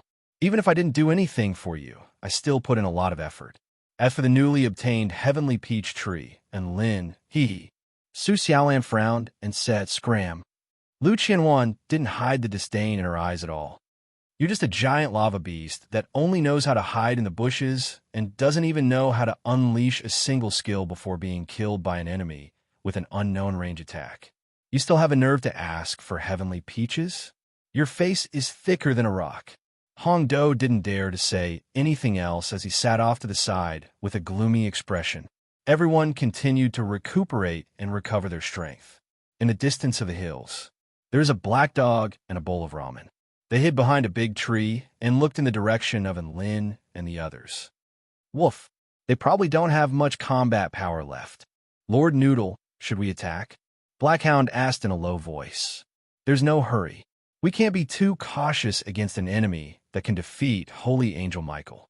Besides, taking the heavenly peach trees from their storage rings before unleashing their golden protective light is quite a difficult task, so I have to think about it carefully, Noodle said with a grave expression. Blackhound lay down obediently and looked on silently at the figures in the distance. To think that Hongdo is hanging out with the 4-9 Immortal Sect. Look at how eager he is. Blackhound harumphed coldly. Actually, if we do this well, it could be a great help to us, Noodle said in a thoughtful voice. We might be able to use Hongdo. The black dog's eyes lit up. Oh, you're saying atop a hill. Xinyuan Cheng and the others had already recovered, and they set off again. As for Lin, he was still a cripple, and it would take a long time for him to recover his combat prowess. As such, he was placed in a coffin. As an immortal tool, the Blood Soul Jade coffin had very powerful healing effects. Su Xiaolan carried the coffin on her back and continued onward with Xinyuan Cheng and the others. Lin was carried on Su Xiaolan's back, but it was a pity that the two of them were separated by a coffin. Lin laid his hand on the cold coffin, and he finally experienced what it felt like to be so close, yet so far away. He was so close, but he couldn't feel Xiaolan's warmth, and his heart was filled with grief. In this world, it was impossible to differentiate between the center and the periphery. All they could do was search for heavenly peach trees. Occasionally, they would climb mountains and survey the terrain from afar. When encountering a weaker opponent, they would act as a third party to eliminate them. And when encountering a more powerful opponent, they would wait for an opportunity to strike. In any case, their journey was quite a smooth one. They encountered members of other top-rate immortal sects in the Kingdom of the Nine States, but all of them immediately gave way upon seeing the 4-9 immortal sect. They didn't fight, but they didn't interact too much either. We seem to have gone astray. We've really reached the end of the road this time. Xinyuan Cheng stood atop a tall mountain and looked down at the murky gray spatial boundary in the distance. Hey, look over there. Lu Qianhuan pointed in another direction with excitement on her face. There's a battle going on over there, and both sides are quite powerful. Everyone turned in the direction that Lu Qianhuan was pointing to about 40 to 50 kilometers away, where an intense battle was taking place. It was clearly daytime, but they could still see the light of spell techniques from where they were. The more intense the battle, the more likely it is that the heavenly peach trees are involved. This is an opportunity. Su Xiaolan was already itching to go, but that's too far away. Hongdo panted heavily with despair etched on his face. The battle will probably be over by the time we get there. They were only Dao body stage cultivators and couldn't fly, so 40 to 50 kilometers was not a short distance. Time is of the essence. Let's hurry. All right, Let's run as fast as we can. Everyone hit it off and began to run towards the battlefield. Hongdo, they didn't even bother to respond to Hongdo's words. As expected of the weakest member of their team, Hongdo was feeling very depressed. He had decided to prove the value of his team with his strength. Everyone continued onward, passing over several dozen mountains and countless rivers before finally arriving at a canyon, upon which the sounds of battle could already be heard. A meandering river flowed through the canyon like a roaring dragon. The sounds of battle rang out incessantly, and it was quite clear that the battle was extremely intense. Looks like there are quite a few powers here this time. Xin Yuancheng's brows perked up slightly as he surveyed his surroundings with a cautious expression. Su Xiaolan wielded her dragon sparrow sword as she surveyed her surroundings. There are a total of 12 powers with 65 people. 8 of them are currently engaged in battle, and 4 of them are lying in ambush. There are also enemies who haven't arrived yet, Lu Qianhuan said with a solemn expression. Everyone knew that an extremely terrifying battle was about to erupt here. There was no other reason. It was because there was a vibrant peach blossom forest within the canyon. At the center of the forest, there were 3 heavenly peach trees within a natural enchantment barrier. Chapter 1290. There are too many powers involved in this battle, so we can't act rashly. We have to come up with a plan of action. Xin Yuancheng spoke with a solemn expression. The Wuji Sword Sage is the most powerful, so he'll lead the way. The Rock Golem has a lot of defense, so he'll also attract the enemy's firepower. Goddess Jiao Yu is the assassin, so she'll be responsible for concealment and one-hit kills. The explosive genius, and I will stand behind her and be responsible for dealing damage. Seeing everyone's dumbstruck expressions, Lin finally explained what each of the characters referred to. For example, the Wuji Sword Sage was Su Xiaolan, and Goddess Jiao Yu was Su Qianyun. Everyone came to a sudden realization upon hearing this. This lineup seemed to make sense. They all expressed that there was no problem with this arrangement, but Hongdo was the one who objected the most. I refuse to accept this. Why am I only left to absorb damage? Hongdo protested with an indignant expression. Su Xiaolan shot a glance at Hongdo. Then do you want to compete with me in terms of attack power? Or do you want to compete with me in terms of whose explosions are more terrifying? Xin Yuancheng's eyes narrowed slightly. In that instant, Hongdo was struck by an unprecedented sense of danger, and his body trembled as he nodded incessantly. I'll be the meat. I'll be the meat. Hongdo had always dreamed of slaughtering everyone, but he yielded in the face of everyone's pressure and chose a formation that was designed to absorb damage. Hongdo's situation was resolved perfectly. Su Xiaolan continued. Not only do we have to be careful of all the major powers, but we also have to be careful of the heavenly peach tree forest. Not only is there a powerful enchantment barrier in the forest, but there are also extremely fearsome illusionary formations and killing formations. I just saw 8 living beings charge into the formation, and 5 of them were immediately eliminated, while the other 3 are still wandering around in a daze. And Lin heaved a forlorn sigh upon hearing this. If he had recovered his full strength, he would be able to destroy any formation with a flick of a finger. What a pity. We'll create an opportunity for Xin Yuancheng and Lu Qianhuan to enter the forest, Su Xiaolan instructed. No one had any objections. The battle was still going on. People were constantly being eliminated, and people were constantly entering the peach blossom forest. They knew that they couldn't drag on any longer. In order to prevent other forces from getting ahead of them, and Lin and the others decided to officially start the battle. Thus, the 4-9 Immortal Sect appeared on the battlefield. Su Xiaolan was at the forefront. Her sword light was like a dragon, and holy flames covered her like clothes. She was like a vermilion bird dancing in the 9 heavens.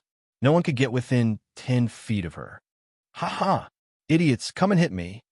Hongdo thumped his chest in excitement as he roared at the enemies charging toward his teammates in a frenzy of mockery. It had to be said that there really were a few hot-tempered cultivators who were attracted by Hongdo's infuriating expression.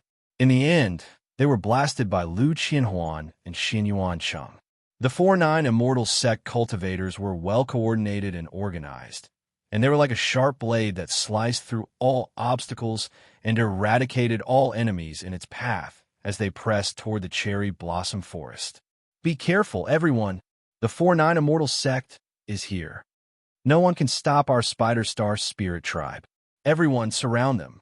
A green one-eyed spider with 8 legs and a pair of scythe-like hands roared. The other 4 spiders also let loose excited cries as they spat out a series of resilient and extremely poisonous spider webs toward the oncoming 4-9 immortal sect cultivators. The spider webs were imbued with the power of stars, and not only could they resist fire, but they could also defend against all types of attacks. That's right, this was the signature spell technique of the Spider Star Spirit Tribe, the Star Spirit Net. Even spirit beasts of the spirit nurturing stage would find it difficult to escape from this all-encompassing net. Just as the Spider Star Spirit Tribe cultivators were looking on with confidence as their webs flew toward the 4-9 immortal sect cultivators, a holy flame of the purest yang suddenly burst forth and completely melted the Star Spirit Net. What? Our webs are clearly resistant to fire, but they've been melted? What terrifying flames! The Spider Star Spirit Tribe cultivators were shocked. Get out of the way! The most powerful green one-eyed spider let loose an almighty roar as it leaped toward the other spiders before slashing its saber-like hands through the air. A green figure appeared before it at this moment, and its dragon sparrow sword fell with scorching holy flames. Boom! The ground within a radius of over 200 meters was torn asunder by the chaotic vital energy. Tribe leader. All of the spiders who had been knocked flying yelled. Boom, boom, boom. Su Xiaolan slashed through the air with her dragon sparrow sword, and the most powerful spider tribe leader swung his saber-like hands to defend himself, sending shockwaves surging through the air. Su Xiaolan's speed was extremely fast, and her movement techniques were extraordinary. Her movements were as smooth as flowing water. The spider tribe leader was slowly beginning to falter. Su Xiaolan was having a lot of fun, but she had forgotten that she was carrying a coffin on her back, within which lay Lin. And Lin was still immortal, and Lin felt as if he had been on the most terrifying roller coaster ride. He was hurtling through the air, stopping abruptly, making sharp turns, and sometimes even spinning a full circle in the air. The terrifying weightlessness, hypergravity, collisions, and spinning made him feel like he was about to die. How could a mortal body keep up with Su Xiaolan's terrifying battle prowess? She murdered her husband, Erg, and Lin's eyes rolled over, and he threw up. Not long after that, sparks exploded forth. The spider tribe leader let loose a wail of anguish as his body was slashed through the air, and a golden protective light appeared around his body. Tribe leader. Some of the spider tribe members yelled in despair. The spider tribe leader was a return to void final stage mighty figure, but he couldn't even defeat a female cultivator who had only just reached the return to void initial stage after attaining the 10th stage Dao body. Their impression of the spider tribe leader was completely shattered. What they didn't know was that Su Xiaolan was able to battle return to void final stage mighty figures when she was only at the return to void initial stage. Now that their cultivation bases were on the same level, how could she possibly lose? Not long after that, Xinyuan Cheng and Lu Qianhuan had also taken care of all the spider tribe members who were standing in their way. Su Xiaolan sheathed her sword elegantly, and her jade dress fluttered in the wind like a transcendent azure lotus flower. She was a peerless sword immortal. All of the spectating mighty figures in the heavenly palace were dumbstruck upon seeing this. Su Xiaolan was just about to continue onward when a mellow voice sounded beside her ear. It was Su Qinyun, who had been lurking in the shadows, who spoke. Classmate Xiaolan, look at classmate Lin. He doesn't seem to be in a good condition. Su Xiaolan immediately moved the blood soul jade coffin toward her. She was given a fright upon seeing this. My God, Lin, what's wrong? Su Xiaolan was able to remain calm and collected even in the face of a Dao integration stage super mighty figure, but she was on the verge of yelling in horror. Lin lay limply on the coffin. His face was deathly pale, his eyes had rolled into the back of his head, and he was covered in vomit. He was dead. Chapter 1291. Su Xiaolan, Xianyuan Cheng, and the others were given a huge fright upon seeing this. And Lin. Su Xiaolan lifted the lid of the coffin in a frenzy and carried Lin out. She pressed a hand over Lin's heart, and a series of thumps sounded as if she was striking Lin's heart with electricity. At the same time, vital energy surged, and pure flame power quickly nourished Lin's body. Thank God, he only suffered a respiratory arrest. He's fine now. Su Xiaolan heaved a long sigh of relief as a relaxed smile appeared on her face. She then used a spell technique to remove the filth from Lin's body. Respiratory arrest? Hongdo was perplexed. It means that he couldn't catch his breath, Su Xiaolan explained. Hongdo was astonished. What did you do to him? He almost stopped breathing. A faint blush appeared on Su Xiaolan's face, but she didn't explain. It was most likely her fault for Lin's condition. The rapid movement, drift, and rotation of the coffin made Lin's stomach churn. He was even given a massive fright, and Su Xiaolan was struck by a sense of lingering fear upon thinking of this. If Lin really did die like this, she would die of guilt. Soon, Lin slowly regained consciousness, and there were tears in his eyes. He knew that he had almost become the most aggrieved person in history who had been scared to death while being carried on the back of his Dao companion. He wouldn't even need a coffin as he was going to die in one anyway. And Lin, everything's fine now. Be a good boy. Su Xiaolan immediately bent over and caressed Lin's chest as she consoled him in a gentle voice. At this moment, powerful beings from other powers had already begun to attack them. Another battle erupted. I'm just a burden here. Don't worry about me and continue onward, Lin said. Su Xiaolan, impossible. Xianyuan Cheng, how could we abandon you? Lu Qianhuan, don't even think about it. I won't sell on my teammates. Everyone immediately rejected Lin's suggestion.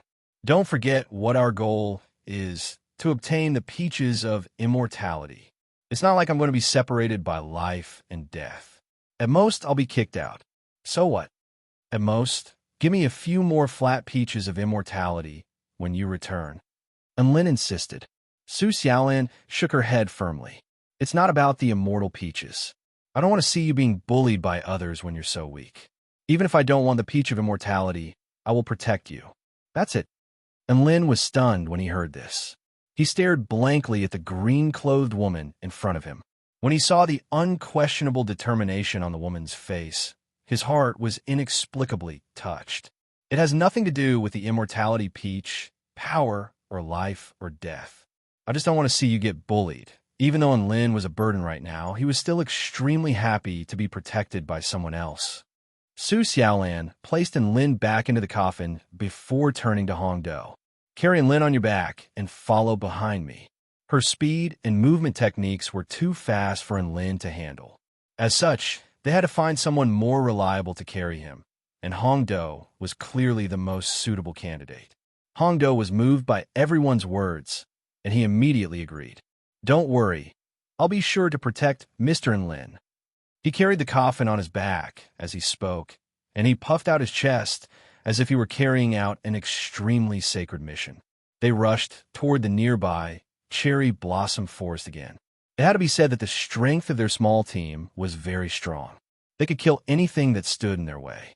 Their advancement could be described as invincible. Hongdo followed behind Su Xiaolan. He was no longer a meat shield. Instead, he was a porter. To put it nicely, he was the sect leader's bodyguard. He felt like this job suited him very well. It was a noble job, and it had a sense of honor and holiness to it. Just as they were running, a voice suddenly traveled into their ears. Hongdo, Hongdo. Hongdo's body trembled as he replied, You're the Holy Lord Noodle.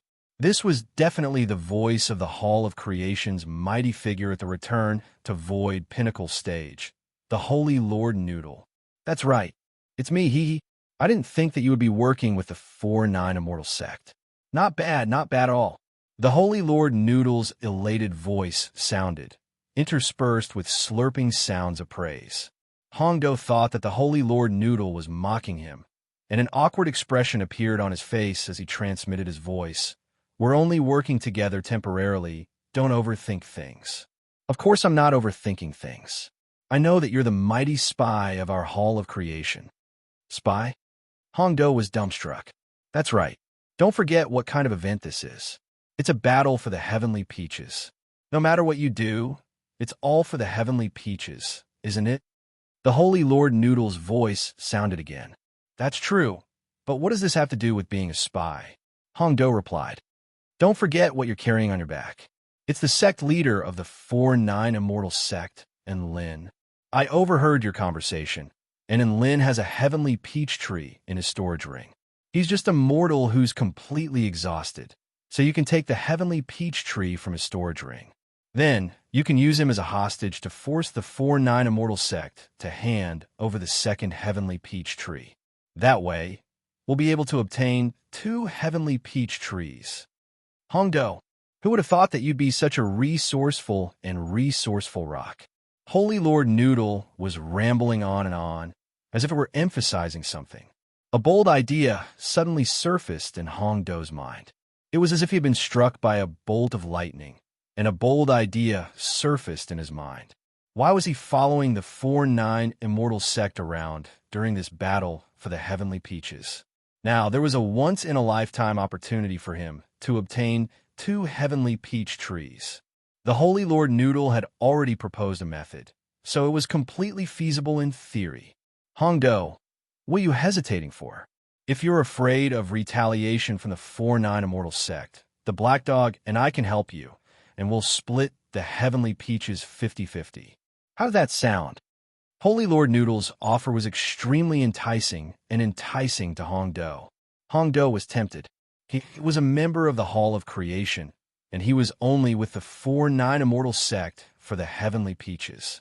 Now that there was a better way to obtain the heavenly peaches, why wouldn't he do it? "And Lin, Su Xiaolan, didn't you guys look down on me? Hongdo was going to do something big for all of you and give you a fright." Hongdo immediately wanted to put down the coffin and pull out Enlin. However, his hand faltered in midair, and his scorching eyes regained some clarity. "Hongdo, what are you hesitating for? Hurry up, there's no time left." The Holy Lord Noodle urged in an urgent voice. A bowl of noodles and a black dog had already entered the battlefield. "Ah, look, there's a bowl of noodles here." One of the Stone Tribe living beings chortled with glee before slashing down toward the bowl of noodles. The Holy Lord Noodle floated out of the bowl before pulling out a soft, curly noodle to shield itself. Boom! A violent collision ensued. The Stone Tribe living beings' eyes widened with incredulity. The sharp blade of a knife struck the noodle, but it was unable to slice through it, as if it had struck the toughest object in the world. Before it had a chance to react, a poached egg crashed into the Stone Tribe living being's chest like a cannonball, upon which a resounding boom rang out. As if something had exploded, the Stone Tribe living being threw up a mouthful of blood, and its eyes rolled over into the back of its head as it crashed to the ground. A golden protective light appeared around its body, and it had been eliminated. It was like striking a rock with an egg. This was a poached egg that had evolved into a spirit. Hongdo, the Holy Lord Noodle, was already closing in on Hongdo. Hongdo's body shuddered, and he immediately laid a hand on the coffin. Chapter 1292. Sage Noodle had already appeared behind him. As long as Hongdo opened the coffin and brought out Enlin, they would be able to take the heavenly peach tree with ease. Then, they could use Enlin as a hostage to threaten the 4-9 Immortal Sect into handing over the other heavenly peach tree. The script had already been written, and all that was left was for Hongdo to execute. Hongdo's breathing accelerated as he urged himself to hurry up. "Stoneman, be careful!" Lu Qianwan suddenly let loose a loud cry before kicking Hongdo aside. Whoosh! A crimson sword ray brushed past, leaving a long ravine in the ground. Seeing that his attack had failed, the man with the red long sword quickly retreated. But as he quickly retreated, his foot stepped on the ground, and the ground strangely protruded and became extremely hot, as if some terrifying energy was about to break out of its shell. Not good. His expression changed drastically, and he tried to escape with all his might. Rumble. A terrifying explosion suddenly occurred. The earth trembled. The man was blasted away like a rag, and he still had a terrified look on his face when he fainted. Xian Yuan, Cheng smiled faintly. Everything in the world can be adjusted. Get rid of the yin and adjust the yang, and you will be able to turn into a yang object. The explosive demon is awesome. Isn't this a landmine? I understand. Lu Qianhuan replied excitedly. Xian Yuan Cheng's face darkened. He said solemnly, "This is the application of the myriad spirit Tai Chi Dao." Lu Qianhuan ignored him and extended a slender, lily-white hand toward Hongdo. "Hurry up and get up, rock golem. Be careful in the future and don't get distracted. Our sect master's safety is in your hands. Don't let us down." Don't worry, I'll definitely protect him, Lin. For some reason, Hongdo's heart was filled with warmth as he stood up with Lu Qianhuan. Was this the feeling of being trusted? He had entrusted the safety of a sect leader to it. Hongdo's heart shuddered as a thought occurred to him, and he immediately began to chastise himself. They trusted me so much, yet I was thinking about betraying Lin. Hongdo, are you the type to betray your teammates? The most hateful thing wasn't being cheated, but betrayal. Hongdo, go! A loud shout suddenly came from behind. It was quite clear that the Holy Lord Noodle couldn't hold back any longer and was planning to lay its cards on the table. At the same time, this left Hongdo with no way out. Baron Earth Lava. Hongdo roared as he slammed a palm into the ground. Rumble. The ground was uprooted, and scorching lava crashed toward Holy Lord Noodle and the Black Hound like tumbling meteors. Sage Noodle and the Black Hound's expressions both changed drastically. Boom, boom, boom. The ground not far away had turned into a land of lava. The high temperature and explosions were extremely terrifying. This was the most powerful attack Hongdo could unleash. The dust settled to reveal two disheveled figures. They had been completely unprepared for Hongdo's attack, so they had been struck by it. "Hongdo, have you gone insane?" Holy Lord Noodle's enraged voice sounded. "You cheater! Woof!" Blackhound also barked in exasperation. "You will never be able to prove yourself by doing this, you loser. I've already given you the plan, so you still have a chance to change your mind. Hurry up and kill Lin." Holy Lord Noodle began to provoke Hongdo. Hongdo remained expressionless as he slowly withdrew his fist. "Can I really prove myself by obtaining the heavenly peach tree like this? No, that will only make Lin and the others look down on me even more. Hongdo, am not that kind of person." Blackhound was dumbstruck. "Prove yourself to the 4-9 immortal sect. What the F***CK? Is this Hongdo from the Hall of Creation or the 4-9 immortal sect? Had he been drugged? Never would the Holy Lord Noodle have thought that something like this would happen." Hongdo puffed out his chest as if he were a mighty man. Hongdo, always have a clear conscience." Blackhound, Holy Lord Noodle, F***CK off. One noodle after another tore through the air before hurtling toward the coffin behind Hongdo. Holy Lord Noodle was going to use force. Hongdo immediately fled as he yelled for help. "Help me!" Light binding. A ring of light imbued with an extremely powerful restrictive power appeared behind Hongdo before sealing the noodle in place. Sorceress Lu Qianhuan had sprung into action. Final spark. A white pillar of energy tore through the earth before hurtling toward Holy Lord Noodle's face.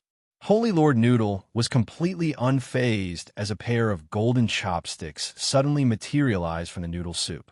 The golden chopsticks exuded immortal tool energy fluctuations as they instantly materialized a light shield in front of Holy Lord Noodle. Boom! The pillar of light exploded, reducing the earth within a radius of several dozen meters to dust. Holy Lord Noodle was completely unscathed, and it continued to charge toward Hongdo. Lu Qianhuan's expression shifted. This noodle was no ordinary noodle. Hongdo had already made his way behind Su Xiaolan.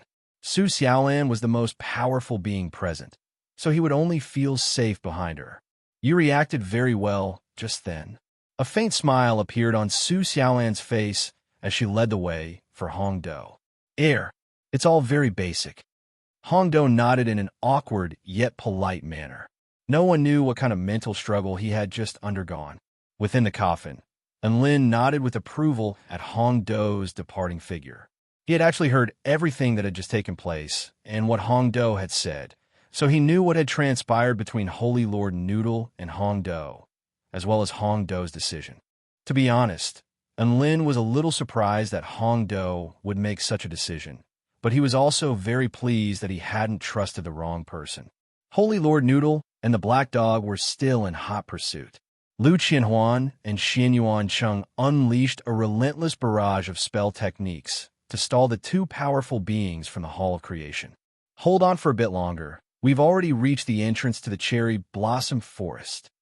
Su Xiaolan yelled. As soon as they entered the Cherry Blossom Forest, the powerful illusionary formation and killing formation would be enough to make their pursuers cautious and cautious. After all, this was a place where even the vast majority of Return to Void stage mighty figures would find it difficult to even protect themselves. Su Xiaolan picked up her pace and slashed the two tree people in her way with a single sword strike. The entrance to the Cherry Blossom Forest had already appeared before her. This was a path paved with flower petals, with countless other paths crisscrossing within it. Right at this moment, her footsteps suddenly faltered, and she came to a sudden halt. An extremely terrifying sword intent suddenly fell from the sky. The ground up ahead was instantly pulverized by the sword intent. Phew! Su Xiaolan heaved a sigh of relief, with lingering fear lingering in her heart. That was close. If she had run any faster, she might have fallen victim to that attack. Who dares to attack me? Get the F***CK out here. Su Xiaolan let loose a clear cry as she reverted back to her usual domineering and aloof self. Her dragon sparrow sword struck fear into the hearts of onlookers. A man with an otherworldly figure slowly made his way over from another direction. Each and every step he took seemed to follow some kind of rhythm, and he was as sharp as a sword and as ethereal as a cloud. Behind him were 5 blue-robed cultivators with powerful auras. It's me, Lu Mingxian. You can't enter this Cherry Blossom Forest. My Heavenly Sword sect has taken it. The man clasped his hands behind his back as he spoke in a cold voice.